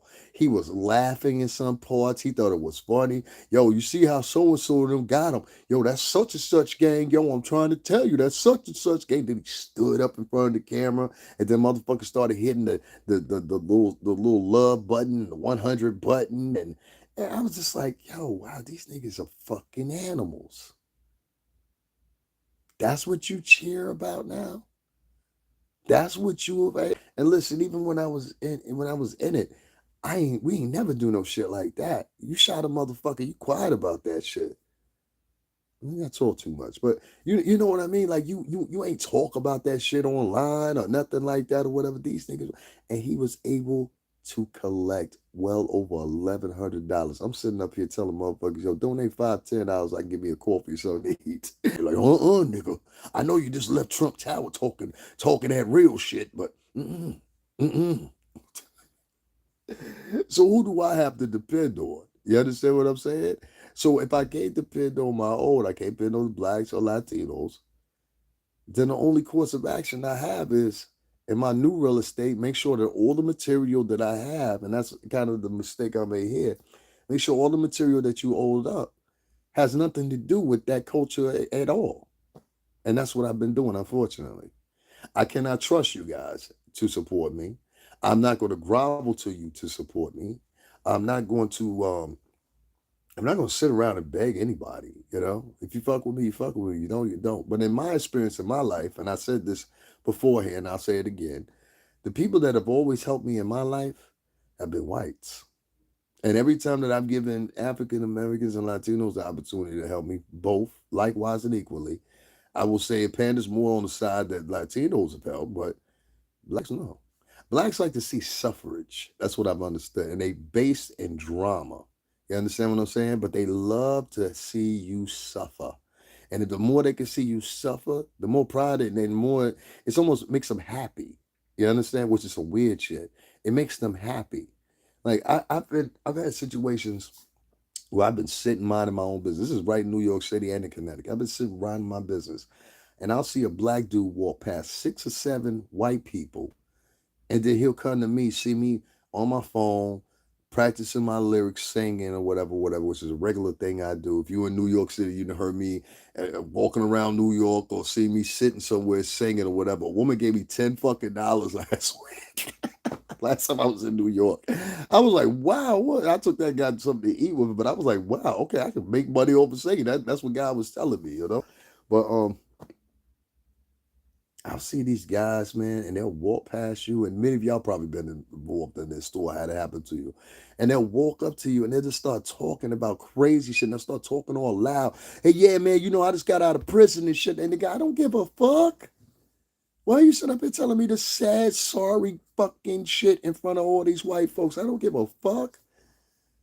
And why the fuck you think I do? I look like I just got out of prison, dude. Like they'll think there's something synonymous with our stories based on like there's something wrong with a motherfucker that is 50, 60 something fucking years old and you running around talking about prison. There's something wrong.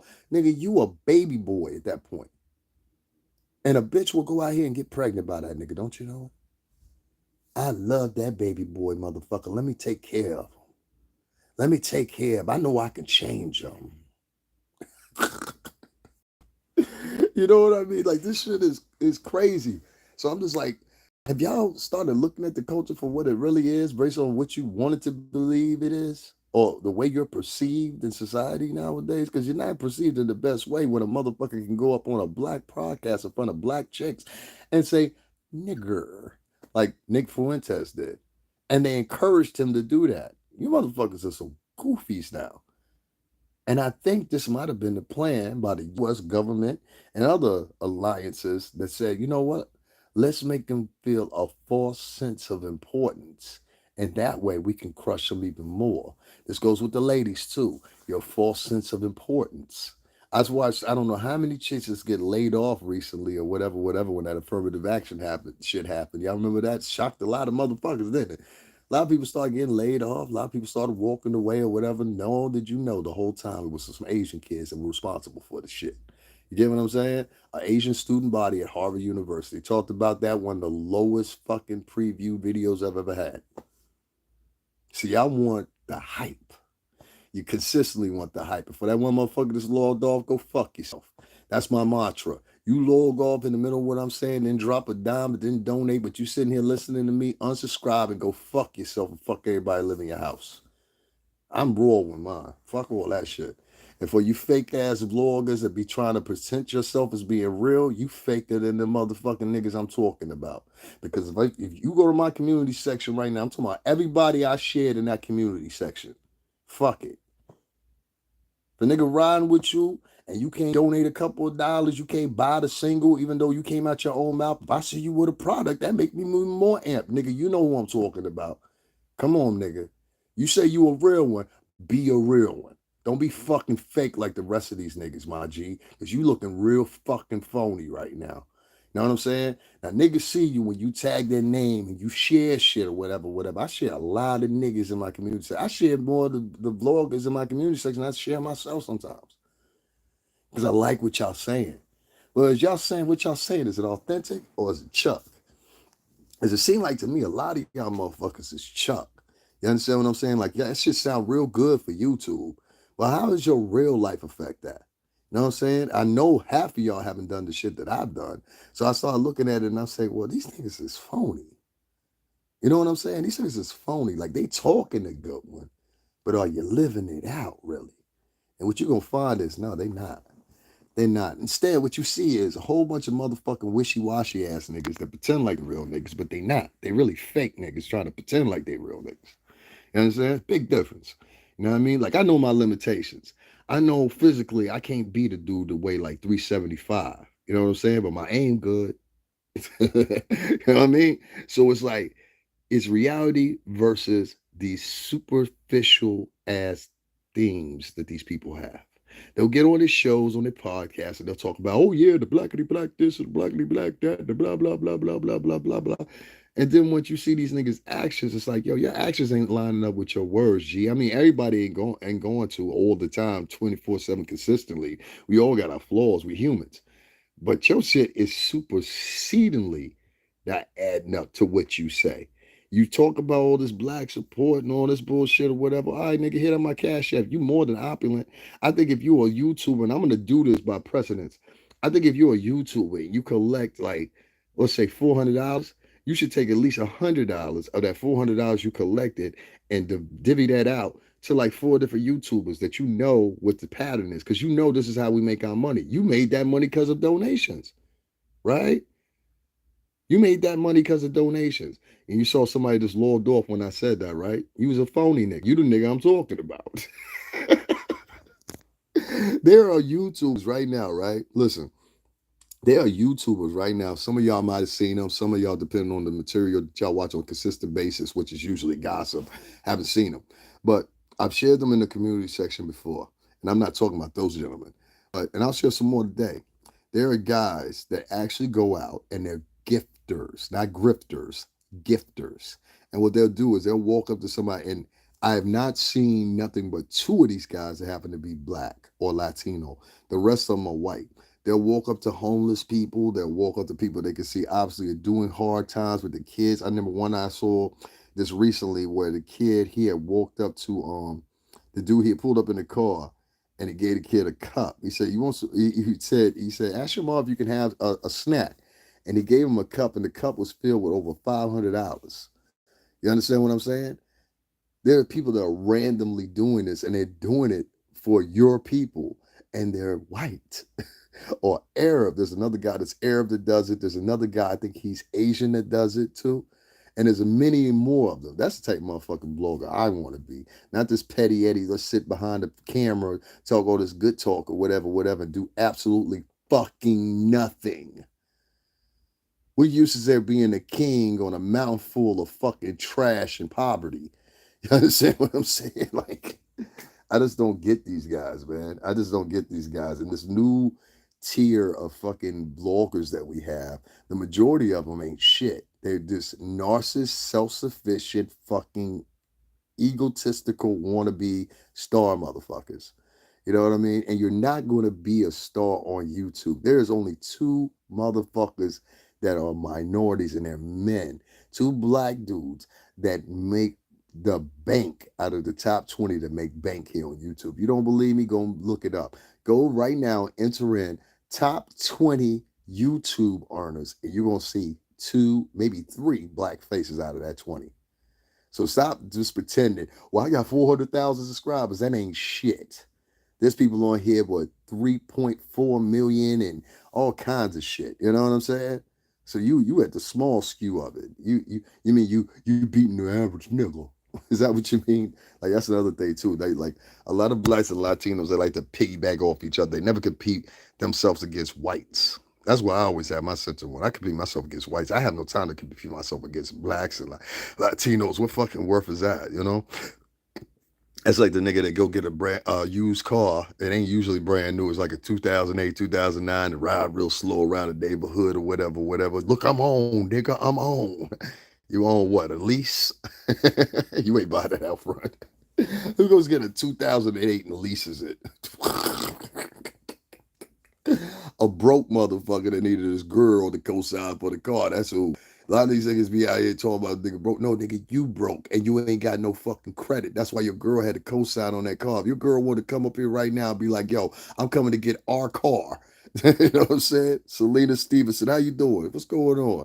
Guys, make sure y'all hit up the Cash App and hit the like button. $sign STRINGERBELL80. I'm doing the same thing that all the I'm not traveling nowhere no more or none of that.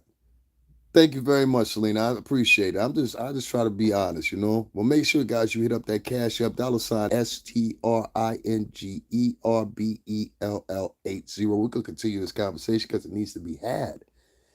Needs to be had. We've got too many people in the culture that are sitting back talking about they for the culture, but ain't doing shit in the culture. They ain't got one foot out the car. You understand what I'm saying? Now, I know some of my newer listeners or whatever, y'all ain't gonna believe me. I said hit the like button, y'all. Can y'all hit the like button? It's for totally free. Just hit the like button so I can get some people here that like and can spend money. Can you do that much? They won't even do that. But they'll sit here and listen to me like a weirdo. Like it's like fucking weird. These people are weird, dude. I'm telling you. But you'll sit here, you can sit here and listen. It's okay. It's okay. It's your job to monitor. I get it. But you got these people that sit around all day long and they talk about they for the culture and all this shit on their little YouTube podcast and all that shit, right? But in the end of the day, how come they don't put no video up of what they do with their money? How come they don't do anything outside of helping themselves? I'm Jesus Christ, man. You don't know how many times I buy people. Last time I was in New York, I bought this dude some food in Taco Bell. And it was scary to me because they got this thing, and I've seen a lot of dudes do it in New York, and it's disgusting. And if you see this and you're part of that crowd, please don't do that. It's very unsanitary. I'll see guys, they'll walk around looking on the ground, and if y'all live in New York City, you've seen this too, and they'll pick up cigarette butts off the ground or half smoked cigarettes and shit like that. They don't know whose lips have been on it, no nothing. They don't even burn the tips to make sure, you know what I'm saying? Nothing. Or get some rolling paper and collect a couple cigarettes and they crush them up and then, you know what I mean, roll your own cigarette, something like that. They don't even do that. And I'll see them do that. And then the other thing they do is they'll dig directly in the trash and sift through the trash with their hand to see if somebody threw away something to eat or something like that, whatever. And they'll start consuming it and eating it. And I'm like, oh my God, you don't know who ate that or whatever. So I was in Taco Bell and I was in Brooklyn, I believe. And I was eating and I seen this older black man come in. I swear to God to you, this is a true story. I do this shit all the time because I don't like seeing them do that shit because they don't know how sick they can become or why did the person throw it away in the first place, you know? And I'll even see them do this type of behavior sometimes when the restaurants close. Instead of going in there, guys, what you need to do is go into the restaurants and just ask them, hey, at the end of the night, hey, do you have anything you throwing away? Or early in the morning, hey, do you have anything you're throwing away or whatever, whatever? And what you'll find many times is they are. So I took the dude to the kiosk and I bought him 3 tacos. I bought him more food than I had. I bought him 3 tacos and I got him a fucking drink, which I don't understand why the fuck a drink is like $2.60 in Taco Bell. But the drinks cost more than the fucking taco. But I said, all right, whatever, whatever. His order came so damn near $10, right? So I got him that. Oh yeah, and he got some little cinnamon twist things or whatever. I got him all that shit, and I didn't feel any type of way about it or whatever. But what was funny was this Taco Bell was in Brooklyn. I ain't gonna tell y'all why I was at in Brooklyn because niggas be over there. You know, oh he be over there. But let's just say East New York. All right, I'll just say that East New York near the train. All right. You know what I'm saying? Near the train. You know what I'm saying? Might be near the sea. You never know. But it's mostly black and Latin people in there. And all of them were looking at me because they couldn't believe I bought this man of color something to eat. Isn't that crazy? It was like rather like you should let him starve. I was like, I should let him starve. Like if you had to be there, but if you saw the reaction of these people, when I bought this man something to eat, it was just astonishing. I was like, this man old enough to be this was an older black man. This wasn't no younger dude. This man old enough to be your grandfather or something like that. I saw the same reaction when I was in Manhattan and I did it for this one dude. I didn't have that much money that day. So I think I bought him a cheeseburger. No, I bought him the $3.99 deal thing. That's what I bought him. I said I can get you that. And I knew it was something like that, the cheeseburger, drink, and cheeseburger and a fried joint. And I got him a water. I said, I can't afford to get you nothing like that, man. I ain't got it right now. Matter of fact, make sure you guys donate to the Cash App, $ STRINGERBELL80. Hit that up right now, social support. If that offends you, please unsubscribe from my channel. This is not the place for you. I bought this man something to eat, and it was the same thing. This man was Latino, and everybody was just staring like, I was like, what are you staring at? Are you staring at the fact that I bought this man something to eat? Or you staring? Are you jealous of him? I'm like, I couldn't get it. And it was like, you could tell the man had a little stench to him too. You know what I'm saying? I ain't gonna front. So I bought him something to eat. I just handed him his receipt. And I said, yo, that's your shit right there. I didn't want to stand there because he smelled really bad. He smelled like he hadn't slept in a minute. You know what I'm saying? And he looked like he hadn't slept or ate in a minute. I can't stand seeing nobody like that. That's why I have this whole thing with building these homes, because I want to eradicate that shit. You know what I'm saying? I really do. And it doesn't make good for a lot of these cities. And now that I'm about to be state certified, even though I haven't built a property yet, but my state certification will allow me to be picked up by bigger companies and get federal and also state contracts. So that's what I was hoping for the whole time. And luckily, from this woman from the Department of Transportation, she fucking sped me across that shit. Some people don't know about this shit. It takes some years. Years, and it's a process, and you need to be recommended to speed it up and expedite the process. And she did both for me, based off the fact that she knew I was sincere when I was talking. So it's so weird to me, because this woman was obviously white, that, and maybe it's the way I convey information, the way I speak, or whatever, whatever. I know some of y'all are not accustomed to hearing people talk like me. I get it, but it was amazing to me that I was able to convey that information with her, have that conversation with her. Within one conversation, she was able to give me the information I needed. When other people in the culture, if you ask them, and I know y'all been through this before, ask some motherfucker where they got the sneakers at, they'll hinder the information. Ask some motherfucker where they got their outfit at, they'll hinder the information. Ask some motherfucker where they got their lease on their car at, they'll hinder the information. Always this big staple in fucking Black and Latin culture. Let me share this a minute, guys, so we get some donators in here, so some real supporters in here, not just the listeners to sit back and contribute absolutely nothing while they're listening to a podcast talking about niggas that contribute absolutely nothing. It's kind of asinine, right? Most of Black culture, they're not. I'm not gonna say it anyway. Yeah, right. If you know, you know. You know what I'm saying? They're not very, but they don't get things like that. That's why things go over their head a lot of times, and that shit going over your head is gonna lose you out on a lot of things. Back to what I was saying, though, my point of me going into that little diatribe there was to basically present a point. Those people had did absolutely nothing for me, but it was empathy in my heart and knowing what I went through before and seeing people go through all my life here in the New York City tri-state that allowed me to help them people out. You understand what I'm saying? Now, you see those two people that just came in just a few minutes ago, guys, if you've seen it, they came in, dipped in, and dipped out. Those are going to be the two motherfuckers that try to flag me and stop this podcast right now. Trust me on that. That's the other thing you got to worry about. I don't have to worry about whites coming in here and interrupting. I have to worry about blacks and Latinos coming in and working in. Because that's what they built on. They built on destruction, most of them. You have to be wary of it. Don't be hesitant to lay one of these motherfuckers down if they try to get in the way of your peace. Take them out and then tell the judge why you did it. Tell them you ain't do it maliciously, judge. I did it because they were a threat to society. That's what you say when you walk in the courtroom. Officer, they were a judge, they were a threat to society, and they threatened me and my family, and I've got a cat at home, and I want to get home to my cat. That's how you handle that shit. Get them motherfuckers out the way. I have no room for people that are about destruction. To that one person that just logged off because she was upset what I had to say, please unsubscribe.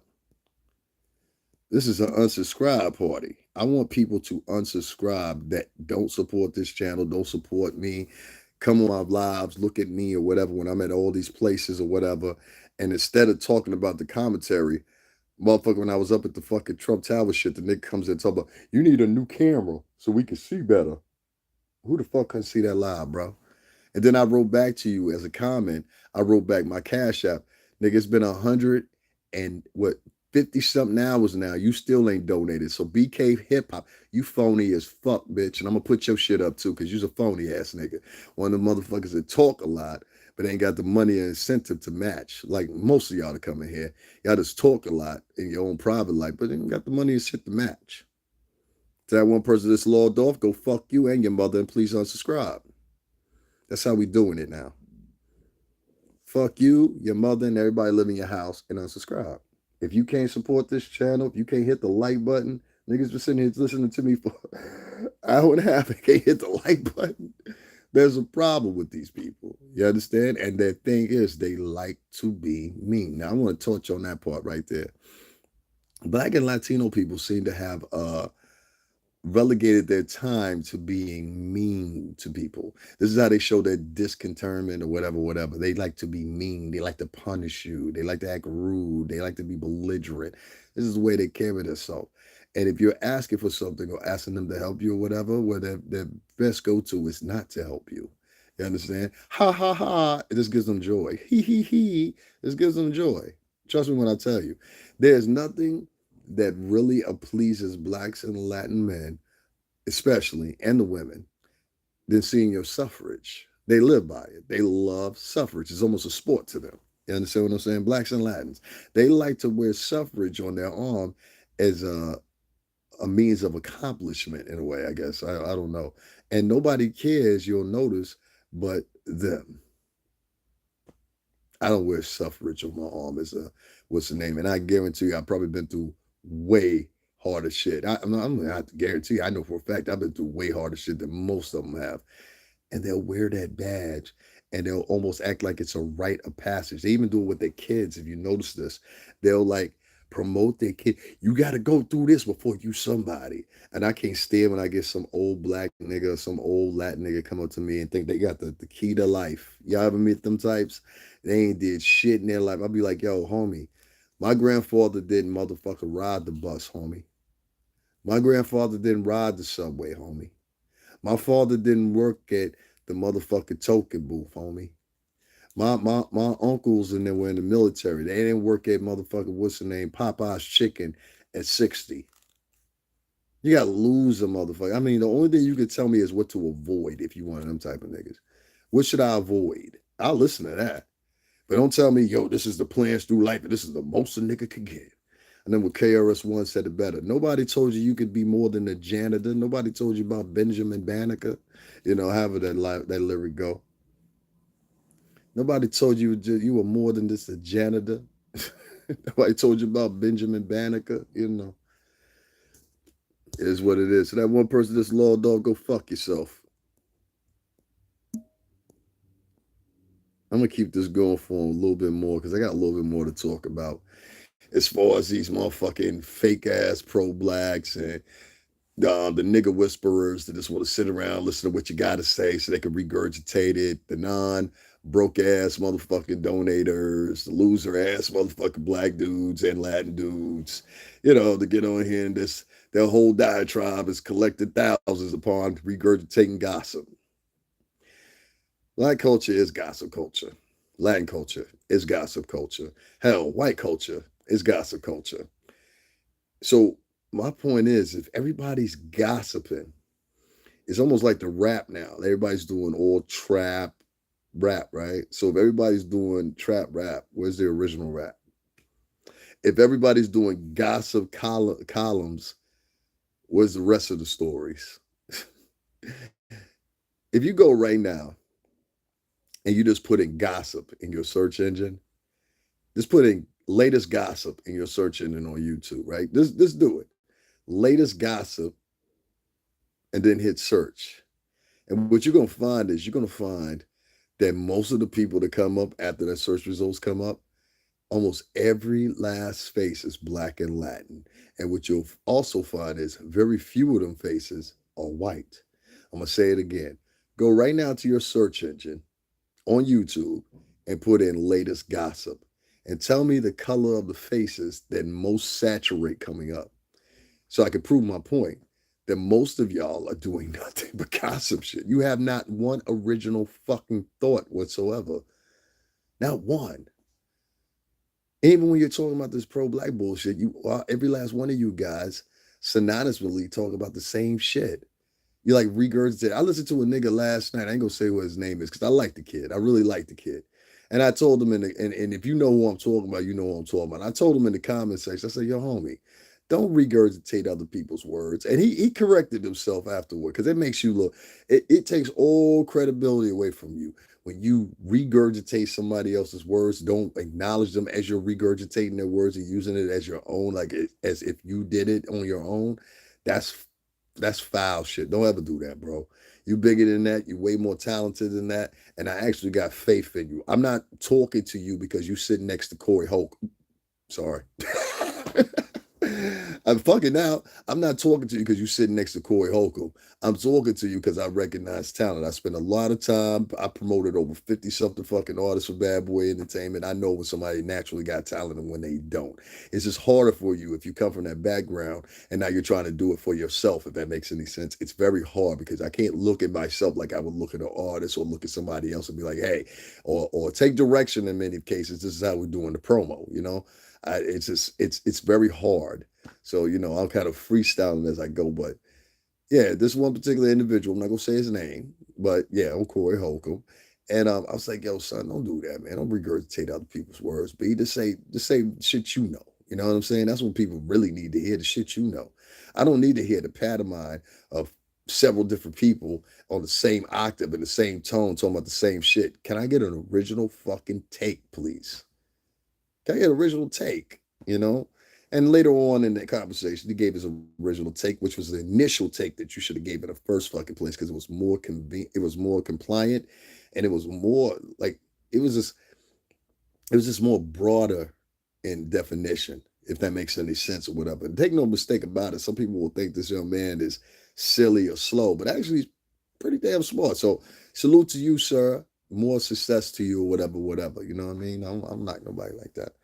I don't knock nobody like that. Even though I don't think they being, 100 with me. I don't dock no motherfucker like that. You know what I mean? He's on the come up.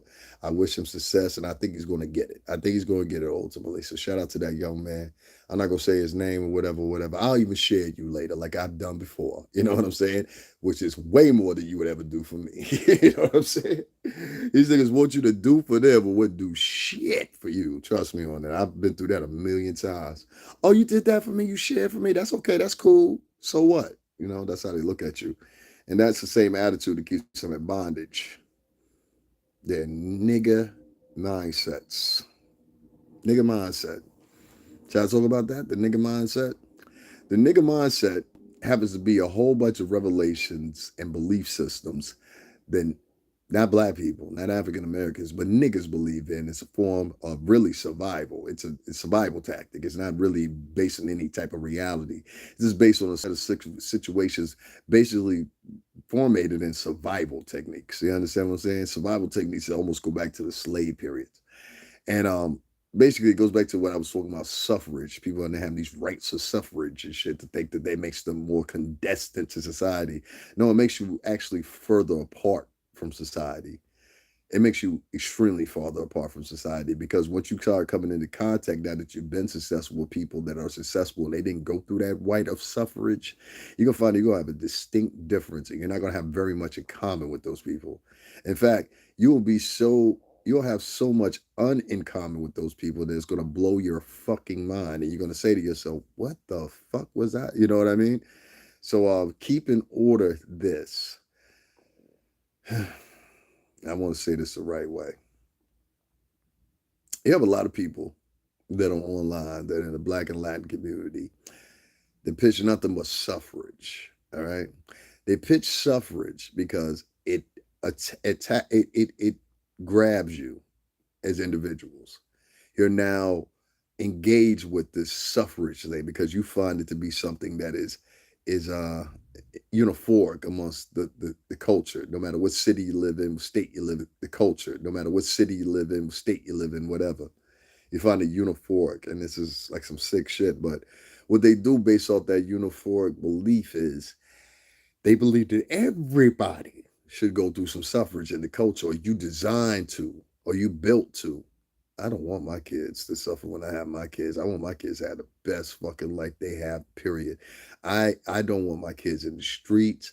I made the announcement yesterday. I would honestly and truthfully be extremely nervous if I had, and I hate to say it like this, if I had a pure, if I had a child by a black woman in 2023. Now, before you get mad at me, listen to why I said that.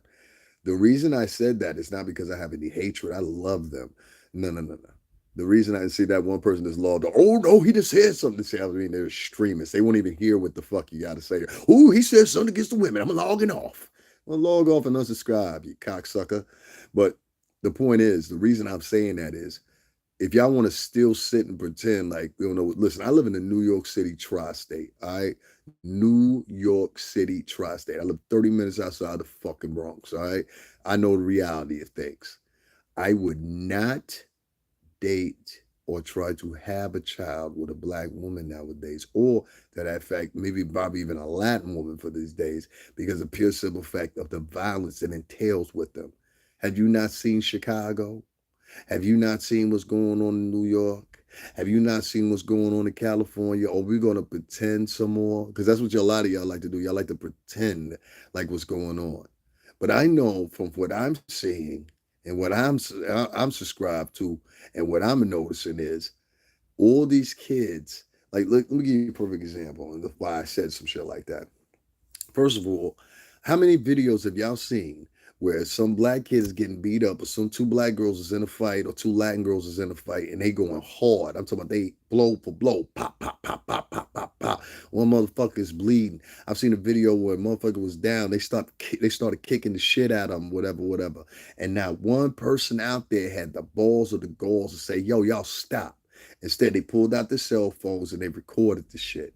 Well, I see white fights too. And sometimes they won't break them up, but the majority of the time, there's always at least one brave kid that runs over there and says, "Hey, you guys stop." I've seen kids throw their bodies on top of motherfuckers to stop them from getting beat up or whatever, whatever. And I know from being raised around mostly Italian and Greek kids that I know for a fucking fact that's how they operate. And they operate the same way with your black kids sometimes, especially if they're fond of them or they're friends of them, or their Latin kids if they're fond of you or friendly of you. And you don't have to believe that, but have you had the experience to prove me wrong? I have. Have you had the experience to prove me wrong? Because we have a lot of motherfuckers that live on the fifth floor of the projects and they sit up here trying to tell you how white society is when you live in an all urban environment. That doesn't fucking make sense. How the fuck do you know about the suburbs if you live in a fucking housing project? You're making a guess. You understand what I'm saying? Which is what a lot of these motherfuckers do.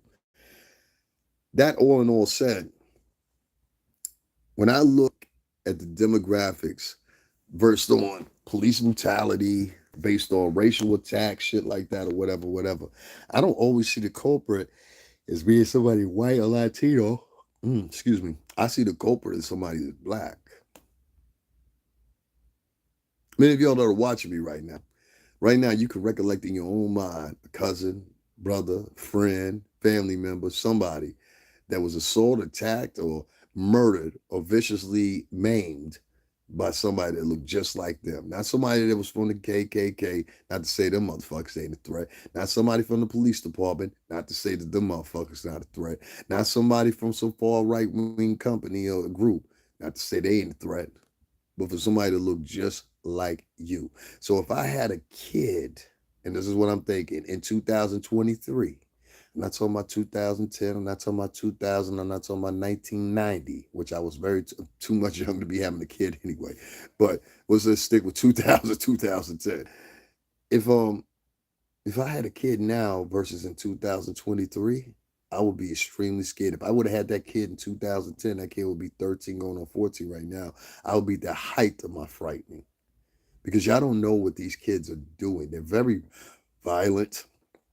They kill people. They kill people intentionally.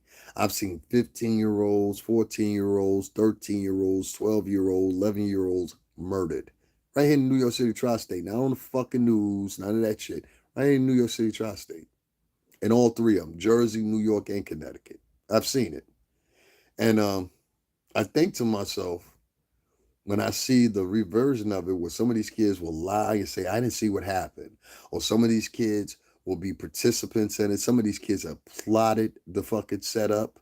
Some of the people, you see them three people that just logged off, those are the type of motherfuckers that don't want to hear this type of conversation because they know their kids are part of it, or somebody they know is part of it.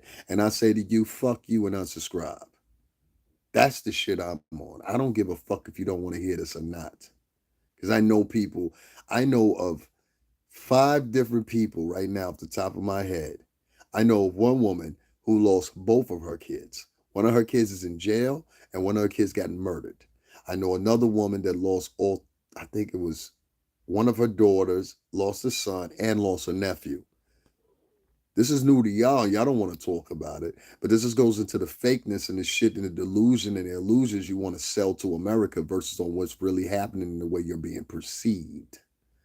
The way you're being perceived and the way you want to put it out and taunt it is two totally different things. And I'm telling you, ain't nobody believing the shit no more. You can't sit around all day and be like, oh yeah, black culture is perfect and Latin culture is perfect. And then the height of the motherfucking prison population for both men and women, because women be trying to keep that shit out of the conversation. The most increasive prison, check this out. You can go to the Department of Justice and check this out. I'll even leave the article in here so you can see it. If you go to the Department of Justice website, what you'll see is something consistent. First, it was the first 10 years. Now it's the past 20 years. Women's incarceration has more than tripled. And most of the incarceration is for heinous crimes, not minor misdemeanors like this bitch stole something out of the store or this bitch stole, whatever, whatever. No, these are for murders, drug trafficking, prostitution on high ends, having 4, 5, 6 chicks working for you up under you or whatever, whatever. These bitches are getting convicted of some high end fucking crimes. And I'm gonna do a whole expose on it because it needs to be talked about because there's way too many bitches running around here patting and pretending that they're perfect and everybody else is fucked up. No, your gender is fucked up and amongst the most high increasing fucking prison population there is. In fact, I'll even go further what the DOJ article says. It says that women are beginning to surpass men in the prison population as far as incarceration is concerned per capita a year, meaning that the men are decreasing that are coming into prison, but the women that are coming into prisons are increasing. You haven't seen some of these stories with these women, particularly women of color, hitting men with cars, running over motherfuckers, killing their own children. I've seen a lot of that. We never talk about that online. And all this perfect sense that we try to paint these women of color, black and Latin. We never talk about these women that are actually killing their fucking kids at a continuous rate. Especially in this past year. I've seen it in Detroit, Texas, New York, and a couple other places that now these places and these vehicles are talking about this shit a little bit more vividly about these chicks, and they call it infanticide. That's one terminology they have for it, infanticide, and I forgot what the other one is or whatever, whatever. But they charge these women with a capital murder offense in most cases or whatever. There was a woman in Detroit that I had seen. This sick ass bitch had killed her son, and her son's name was Sonny, if many of y'all remember. And actually, her daughter, she killed her daughter for I guess what she admitted, she said was molestation or something like that. And if y'all never saw the story, she kept that little girl in a freezer in the house with the rest of the kids for a straight up year. I can't make this up, you know? And so, like I said, there's a lot of fake illusion shit that people want to give out here about black culture and where it sits at right now, whatever, whatever. But really, it's all a facade for YouTube to gain money out of you. And guys that talk like me, I don't get a dime out of it because of pure simple fact, I'm telling the truth. See, most of these people that are on YouTube, they prefer to lie to you. That's how they get your money. They lie to you, sell you a story, sell you a fallacy. I'm not doing that shit because I know at the end of the fucking day, that fallacy or that dream or that lie that I shared to you can be detrimental to you, even be detrimental to your life. If you sell somebody a lie and tell them, like, that's a lot of times when I see these motherfuckers, they be like, if you run into a police officer, tell them this. Officer, I'm invoking my Fifth Amendment right, and blah, blah, blah, and I don't talk to police officers and all that shit. I said, man, you try that shit at 4:30 in the fucking morning on a deserted road in Vegas some fucking way and see how far that fucking fly. I need to get me a captain up here, captain. Nigga, you better shut your fucking mouth till you get to the fucking police department, then talk that shit out. Once you get in front of the judge, then talk that shit out and argue it with him. I hate when I hear motherfuckers give these like corny ass like fucking diatribes that they think you're supposed to live by based on they might have skirted through the system using it themselves. If that make any sense? But in reality, it ain't gonna work for everybody. That's not euphoric, you know. It's just crazy. The amount of violence I see against kids and a whole bunch of shit facilitated by people in the same culture and try and hold it up high. So I'm asking the question, when do we have the conversations that y'all want to consistently have a conversation about all the good shit that y'all want to talk about and highlighting yourself, which you learn from whites. Whites do the same thing. You know, whites will sit around, they'll see a fucking mass murderer or a mass shooter, and they'll be like, oh, well, you know, it had to be some reason he did that. It's probably his mental health. They'll make an excuse up for him. Now, black people have started adapting the same thing naturally because they've been here so long and they worked for the whites for so long or whatever, and they respected positions as slaves and things like that at the time. That it was only be natural that they try to pantomime them and act the same way that they act. And that's the same thing that they do. You know, somebody does something fucked up and they go, oh, no, it's not that fucked up. Let's just ignore it. And this is why the problem has gotten more and more broad in white culture with these mass shooters. You understand? There's more and more of them now. You know what I'm saying? Because they know somebody will make up an excuse for him. Oh, he's okay. That's just the way he is. That's the way he is. You know? Now you got blacks doing the same thing. They're doing the same thing. Latinos are doing the same thing too. They're making up excuses for these criminals. They're making up excuses for these YouTubers that get on here day after day after day. This shit just makes me sick to my fucking stomach. Because I can't even get people in here and you're telling the truth. You can't even get them to like the shit, hit the donation. You know what I'm saying? None of that. They'll just come here and they'll sit here and they'll literally sit here and listen to you day after day after. That's why I don't even go live no more too much. You know what I mean? Like right now, I'm just going live because I really felt bothered by that little message I got left or whatever. Give me a second, y'all. Let me share this. Is I don't have very good people on my channel. I have some horrible people, horrible, cheap, benign, fucking piece of shit followers. Like I didn't even know it was that bad. Like I want to touch on that real quick. I have some of the worst fucking followers ever. They are cheap as fuck. They don't like me, but they'll come and watch me, which is like weird in itself. Um, they leave little messages and say like corny shit when I say something they don't like. Um, I have to even stop watching. I have to stop watching some of these vloggers that I'm watching because some of them are pieces of shit too.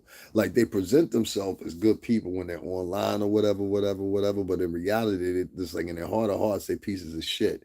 And I'm starting to notice that with a lot of people that I follow, a lot of people that I share. You know, I think there's one in particular individual right now as I'm speaking that's a well-known vlogger that's actually flagging me everything I put up. You know what I'm saying? I really think that's the case. And I'm starting to think to myself, and I said it before a long time ago. I said, I need to get the fuck off YouTube. Y'all got excuse me. It was just bothering me.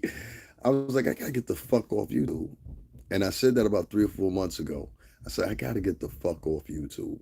And I said, the reason I gotta get off YouTube is because YouTube and the followers on YouTube prioritize themselves on only donating, supporting, or whatever people that lead out fallacies, lies, or just in contempt of this telling untruths day after day after day after day to garner donations.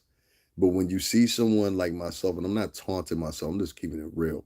When you see somebody like myself that's actually going to these locations, actually going to these places, actually face front in the center of things, you'll say to people and send them individual messages. I want to highlight that because this sister, she sent me that shit. That's a sister right there. She sent me the shit.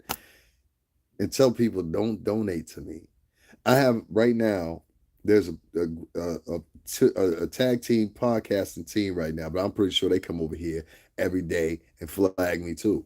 You understand? And I've never said one thing bad about these two young boys, but I'm pretty sure them or their crowd comes over here to do that because they have a post on their page where I was trying to warn a sister, you know what I'm saying, about what was getting ready to come in and happen. I don't get a lot of credit for a lot of shit I do. You know, I really don't. It's always kind of been like that, and it's cool, whatever.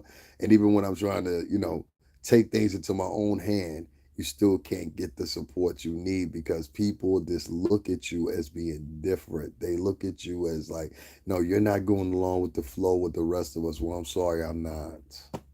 I'm not. I don't have any need to. I don't want to. And if you can't support me naturally, financially, or otherwise, I've had tons of people come in here while I've been live right now, and they can't even hit the like button. But they'll come in here and they'll sit there and they'll listen to you talk, and they'll just, it's just like it's weird, bro. Like, and that's why I said I need to get the fuck off of here with these YouTube people. These YouTube people. Let me tell you, the average YouTube subscriber ain't shit. Like, this to be quite honest with you, they ain't shit. You understand? Most of them will never be shit, ain't never been shit, don't want to be shit. They just prowlers and voyeurs. Prowlers, voyeurs, and predators. Prowlers, voyeurs, and predators. You heard me correct. Prowlers, voyeurs, and predators. And you saw them two motherfuckers that came in. I said, can you hit the like button? As soon as I said, can you hit the like button, they jumped out. As soon as I say the Cash App, $ STRINGERBELL80. Do you find that somebody to be part of the culture? They log off when you say you Cash Up, or they log off when you say hit the like button, or they log off when you hit share like that motherfucker did right there? No, those are niggas. Just like Nick Fuentes said. And if you don't have any support of the culture or support anybody within the culture or support people like myself or other bloggers, why should I give a fuck about you? That's the point you have to ask yourself. Why should I give a fuck about talking about the culture, defending the culture as a whole, or any of that other shit if y'all not doing the same fucking thing?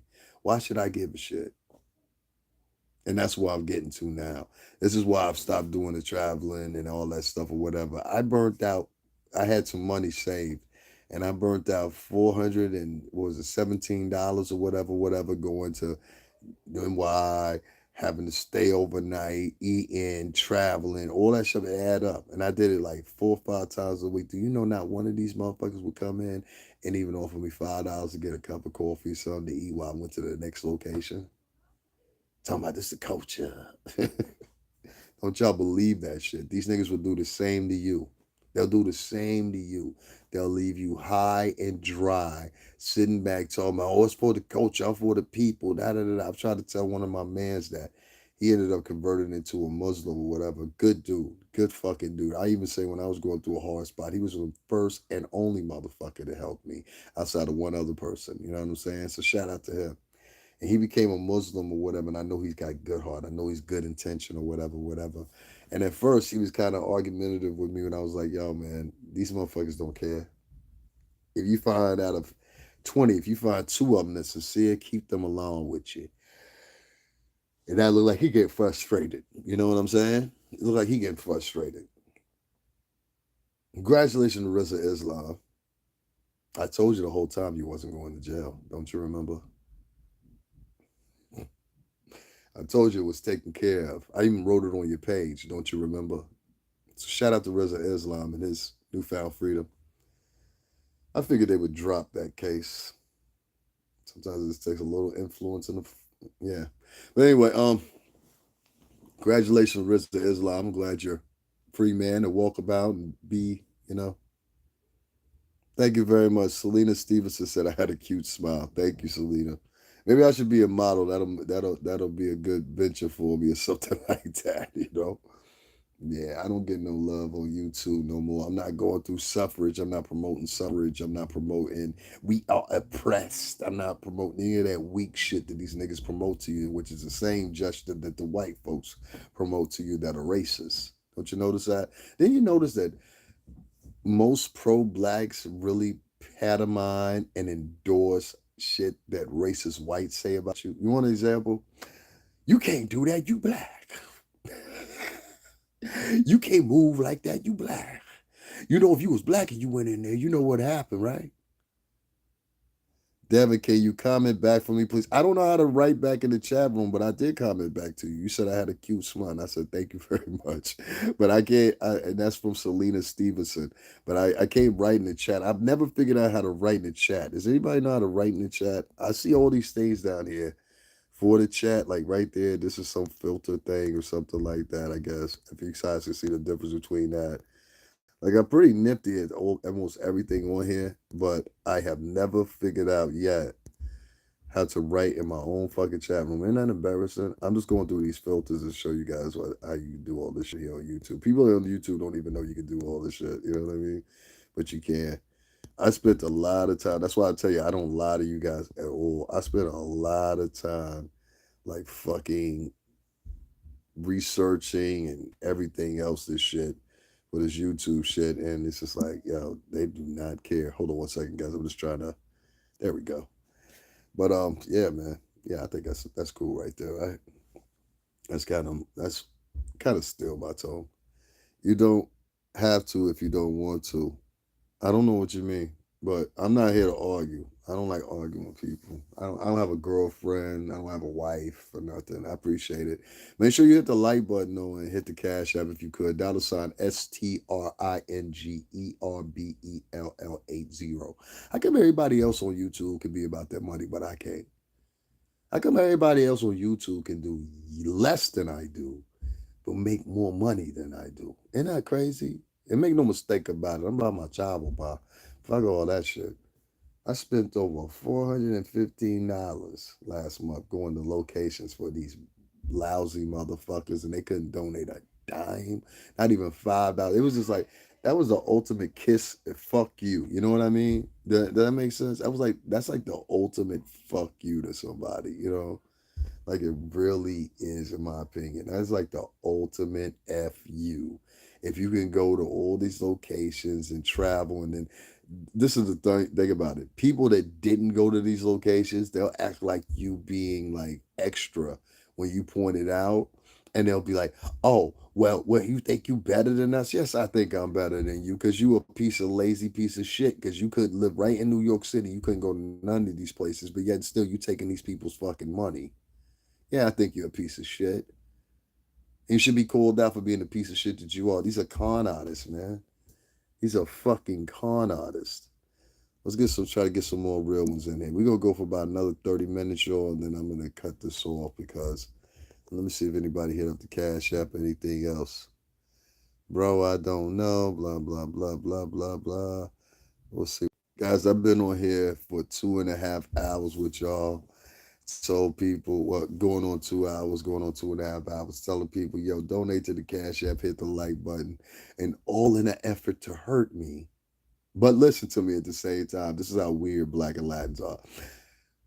You want to hurt me, but you sit here listening to everything I have to say, and in an effort to hurt me, they're like, we ain't gonna donate to him. Yeah, whatever.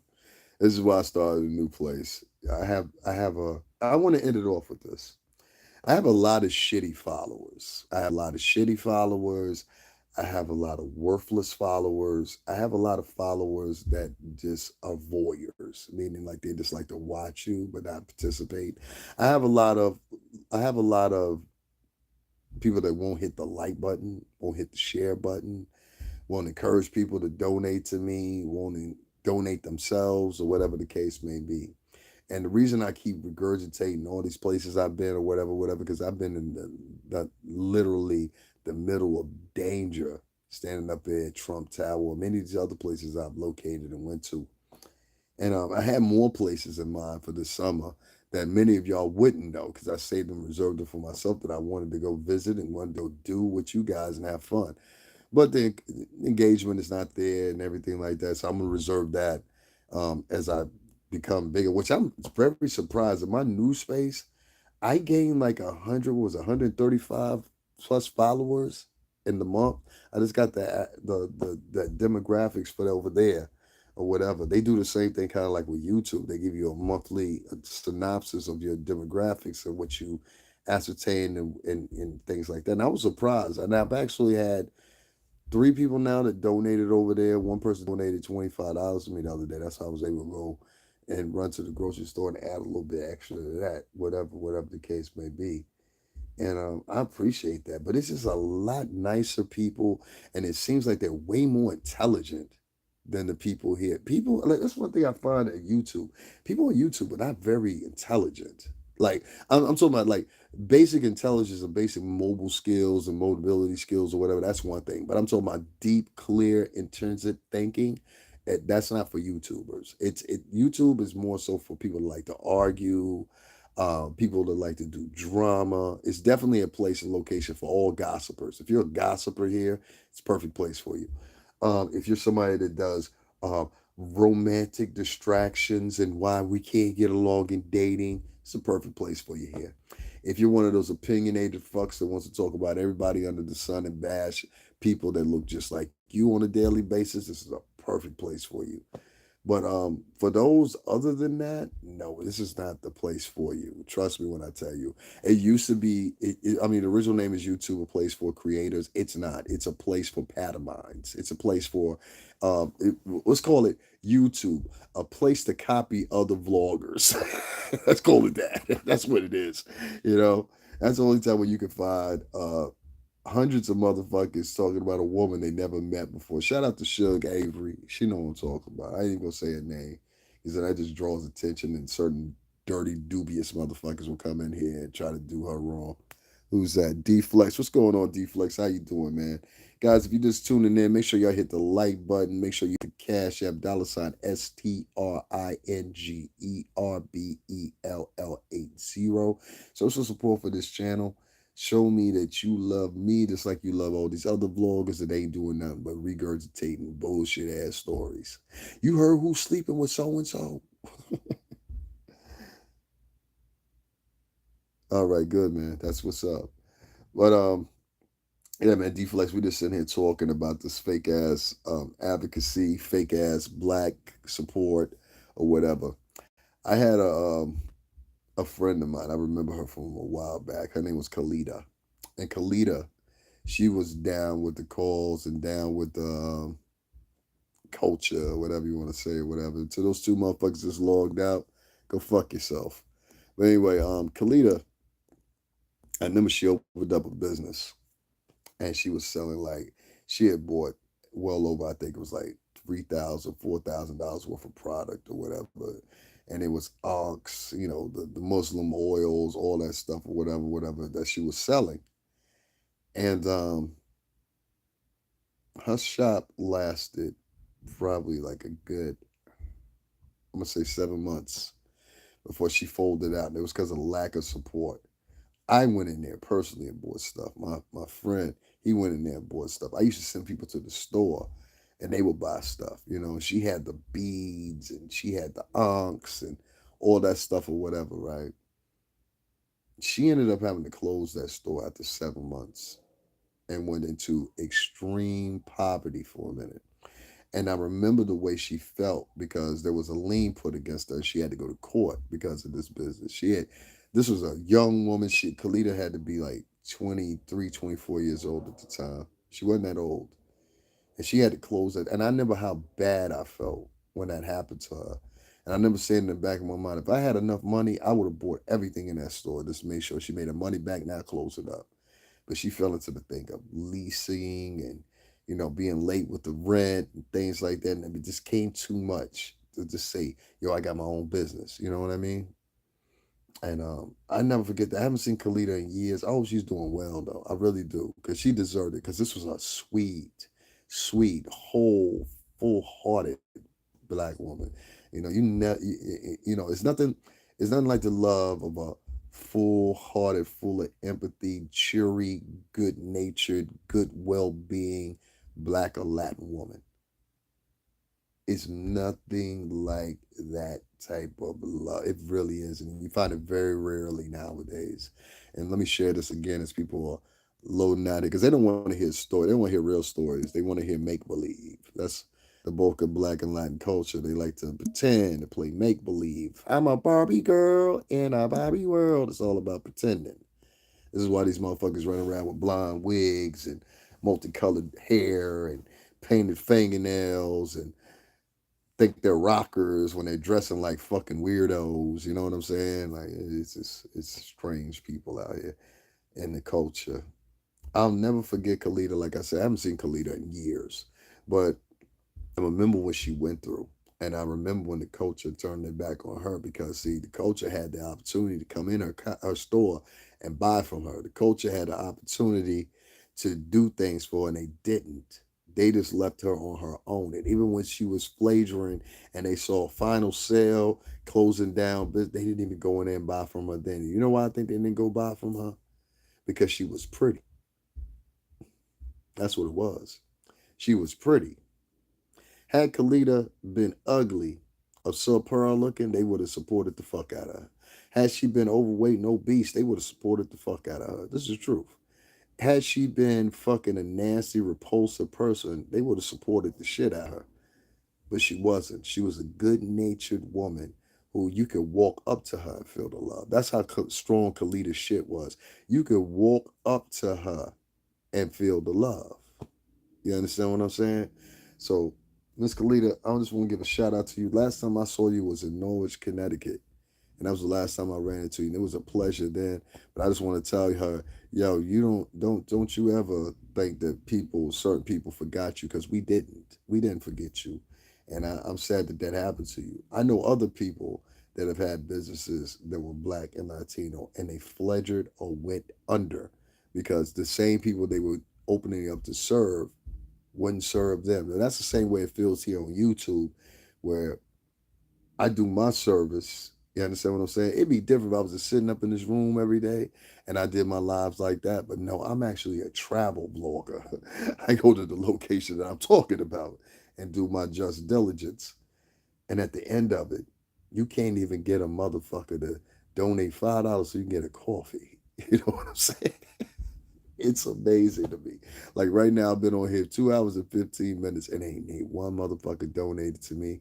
Won't one motherfucker hit the like button or none of that, because they have made up in their mind, we don't like him. Why you don't like me? Because he talk about us in a bad way, and he point us out. And you know why else? I don't like it because he claim half Latino. How fucking racist do you have to be? Like, you have to be a real fucking racist. Now, hold up. You're talking about racism, but of all the niggas in the culture that's biracial, whatever, let me tell you something, right? This is funny shit about that shit. Go right now into any black neighborhood, right? And find you a black woman that has a biracial child, has a biracial niece, or whatever the case may be, right? Go over there and watch how they treat that child. Go to any black woman or black man right now that has a biracial spouse or biracial girlfriend or whatever, boyfriend, whatever, and look how they treat them. They'll never say these things to their face, but they'll say it to me, and they'll say it to other bloggers or whatever. Now, well, it's Tay Tay, baby, from yesterday. I told her straight to her face, I said, you're half Mexican and half black. How the fuck are you not taking up for black people? You know what I'm saying? I said, you're like me. It's written in the comments. She put the comment on the screen so you see it. And I put the Cuban flag behind it or whatever. And that deters a lot of people. But what I have to say is this. How many of you motherfucking African Americans are actually purely fucking African? Like, I'm talking about, like, you know where to find your tribe. You know what area you come from in Africa. You know what tribe you come from in Africa. You speak the native dialect of that African village or African state or African country.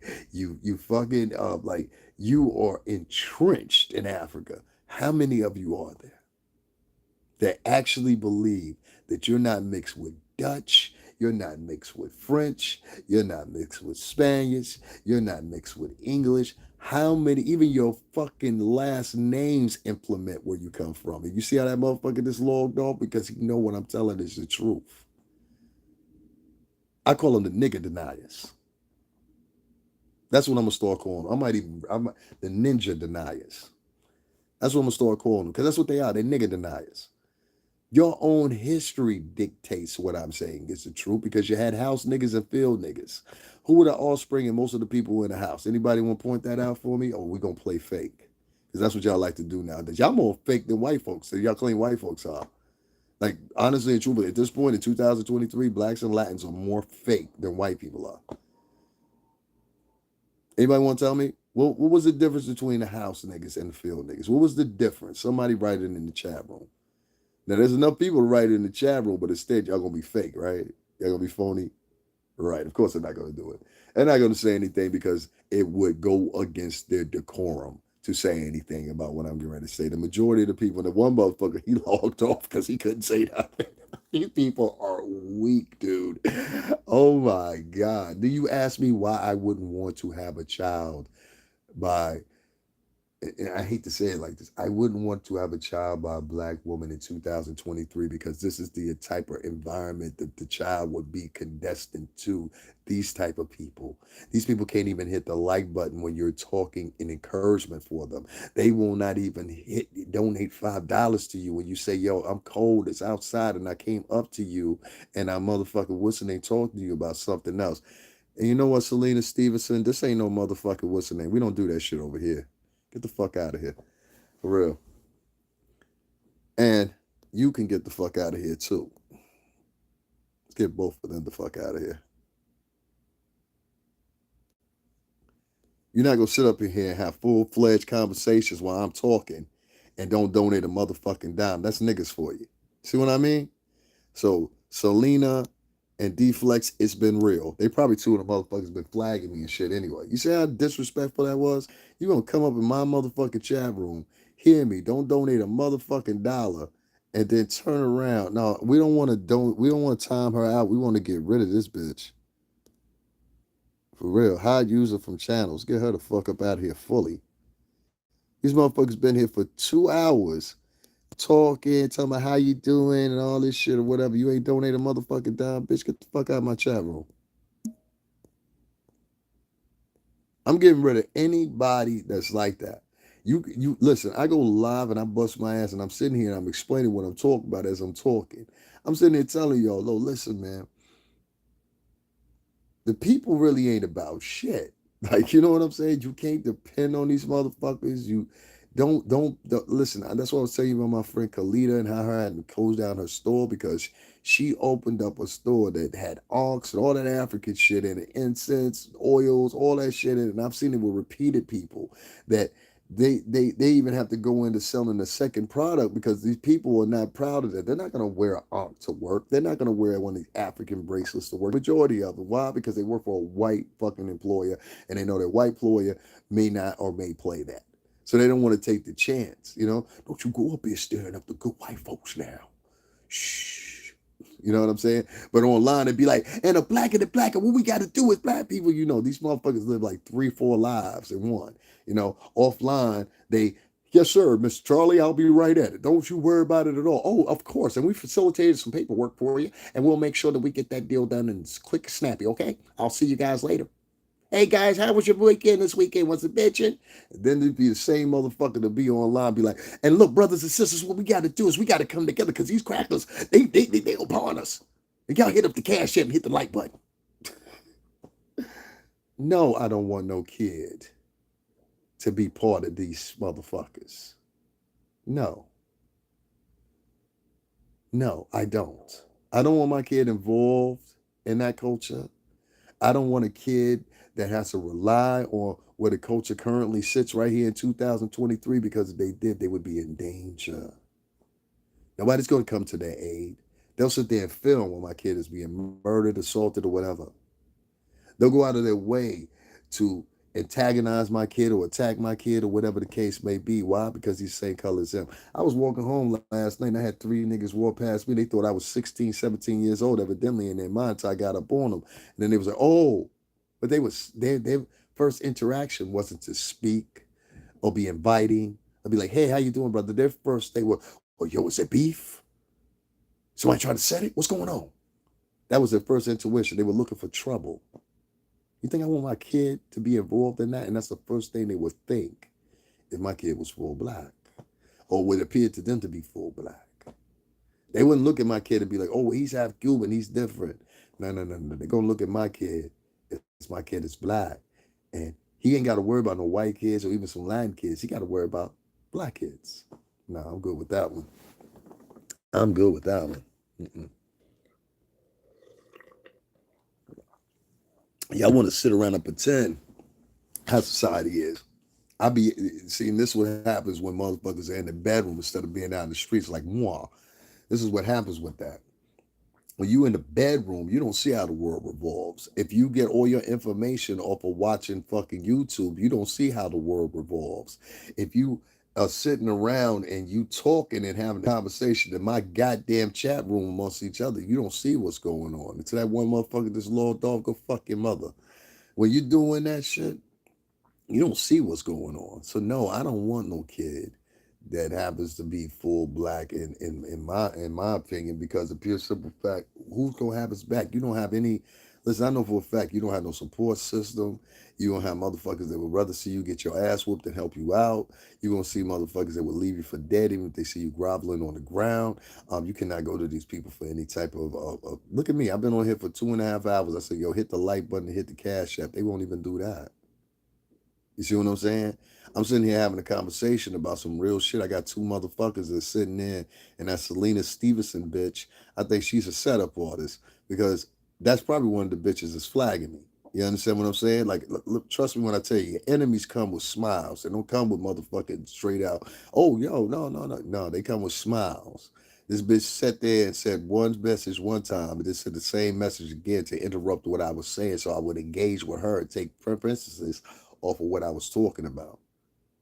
You understand what I'm saying? You feel the game? She started having a conversation with the same nigga she invited in here, and probably they worked together as a team. You understand what I'm saying? This is how niggas collaborate, but they would never go do that over at Tucker Carlson's page. They'll never go do that at Donald Trump's page. Why? Because they're scared. Meanwhile, the one that ain't scared go right in the center of danger and address the issues for these so unquote quote people. And they don't even they can't even hit the fucking like button, Joe. I got niggas that's in my fucking community section right now that I've been sharing for 5, 6, 7, 8 years. These motherfuckers can't even share my shit once, but claim they so much down. I'm starting to have fault in them motherfuckers too, because a lot of the movies you make, homie, is fake as shit. You know what I'm saying? And that's just coming from a real nigga, bro. You make some fake, phony ass fucking statements, moves, and I don't like a lot of the shit you do because it just don't match up. You understand what I'm saying? And I'm not talking about this personally for me, but I ain't never heard you doing nothing for nobody. But you sit back and want everybody to do everything for you. You're a fake ass blogger and a fake ass personality and a fake ass star to me now. You know what I mean?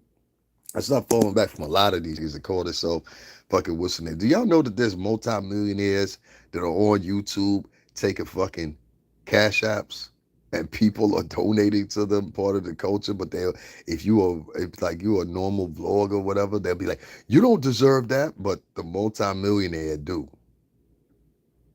Not only do these people not understand economics, they don't understand standing together. They don't understand having empathy for one each other. They don't understand how to work in a formation or whatever the case may be.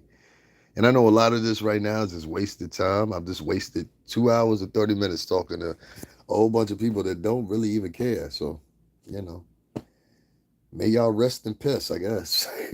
I'm just I've got a trajectory or whatever what I'm doing. And moving away from YouTube is probably one of the best things, for me. YouTube is it's this like, I don't know, Broadville follies. You know what I'm saying? YouTube is for niggas and jigaboos, in my opinion. You a jigaboo or a nigga or you got something to lie to people about. This is a place for you. It's just a con artist game now. That's what YouTube is. It's a con artist place. You might as well go to the casino or something. It's just what it is. I'm not a con artist. I try to prove that. I go to locations and do what I do or whatever the case may be. I try to block as many goofies as I can, like them two goofies, Selena Stevenson and this other motherfucker, D Flex or whatever his name is. And I can't stand when you get these motherfuckers like that. They never donate a goddamn dime, but be in your whole chat room the whole time talking and yapping and shit. You're not gonna do that shit over here. I've seen that been there before, pimping. Sorry. You're not gonna sit on my page, have full-fledged conversations in front of me, not talk about the conversation that's at hand, and then think it's okay, like it's all right. Oh, it's okay for me to come in and interrupt and don't donate and don't hit the like button or don't do anything, because I'm me. No, you're not. You're not gonna do that over here.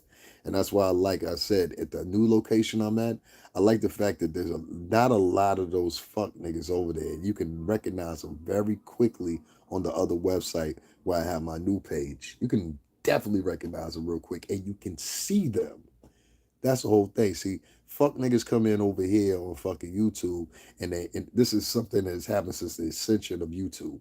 And they sit in the background and they know they're hidden. So they say whatever they want to do whatever they want to do, act like dickheads, like them two fucking cocksuckers, Selena and fucking D Flex did.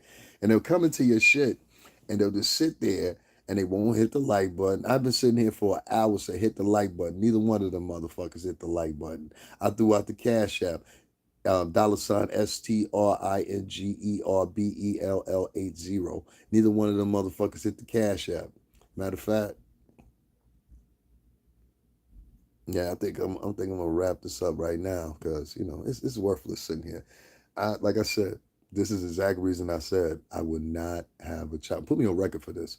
I would not. I would go out of my way not to have, and I don't mean this maliciously or intentfully or anything like that.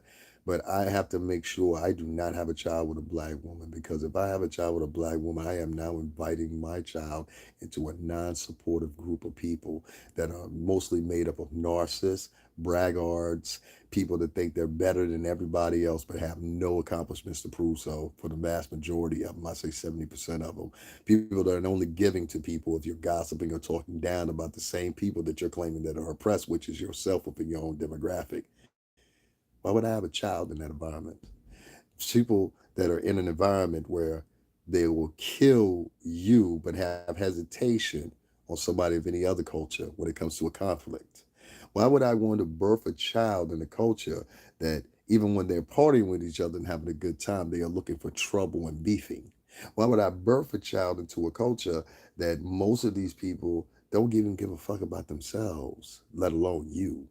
And will not give any hesitation to try to take your life, take from you, steal from you, or whatever the case may be, just because you look or it's reminiscent of them, reminiscent of them.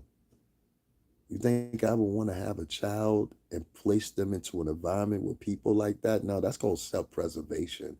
It has nothing to do with being racist. It has nothing to do with being an asshole. That's called self-preservation.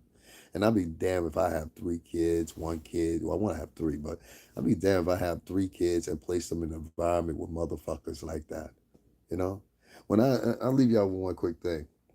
When I got fired and when I guess you could say I lost it all at some point or whatever. Um, I remember nobody that I knew that was Black American came to my defense except for two people. Two people. I can name them off the top of my head. I'm not gonna go that far, but I can name both of them. Everybody else was a white woman from England that's still my friend to this day. Two was another woman that I met that happened to be German, and she went. I was in H&M. I'll never forget this. I was at H&M on 34th Street, and at this time they had two locations. They had one right next to the garden. Then they had another one on the other end of near going towards Macy's. Both on the inner corner of Macy's, but the entrance of Macy's. Y'all know what I'm talking about. And so I remember I was in there, and I was just in H&M, and I went in there because I needed a couple of pairs of underwears and stuff like that or whatever, whatever. I didn't have no money to spend on nothing. At this time, I was fucked up. And I remember going in there or whatever, and I tried on, the fedora hats that you guys see me wear. I tried on the black one. I just wanted to see what it looked like on me. And she said, "Oh my God, you almost look like a model." That's what she said to me. And I said, "Well, thank you." And she said, "You like the hat? You gonna buy it?" I said, "I don't have no money to buy this right now." I said, "I really don't have a lot of money to buy a lot of things. I'm just trying to do and I'm getting these." And I had the package of underwear in my hand. So I really just came to get this. That woman didn't know me from a hole in the fucking wall, right? Not only did she buy me the hat, she said, "Well, you have to have an outfit to go with you. You can't just have this." As a matter of fact, look, let's get three outfits, okay? We get three outfits. This woman took me in the store and bought me three fucking outfits, pants, shirt to match. I still got the shit to this day. Still got the shit to this day. That was 2.5, almost 3 years ago. And I never forgot that. I never asked her name or nothing like that or whatever. She just walked in with me in line. We were talking briefly in line or whatever. I took this big ass bag and she said, "You enjoy." And I said, "What's your name?" She said, "Myrna." She said, you tell him Myrna. So Myrna, if you see this, thank you very much. But yeah, I've known from experience what it's with me because I'm different. Um, my support does not come from black and Spanish people. My support mostly comes from white. So that's why I've coattailed my channel that's on my new page, not YouTube, off of YouTube. I've channeled that to going more, I guess you want to say white society, because that's who support me. I've been here almost 3 hours and I didn't get one cash app because they think that's going to hurt me. Y'all have a good afternoon. Um, I don't regret anything I've said here. And good luck to y'all. All right.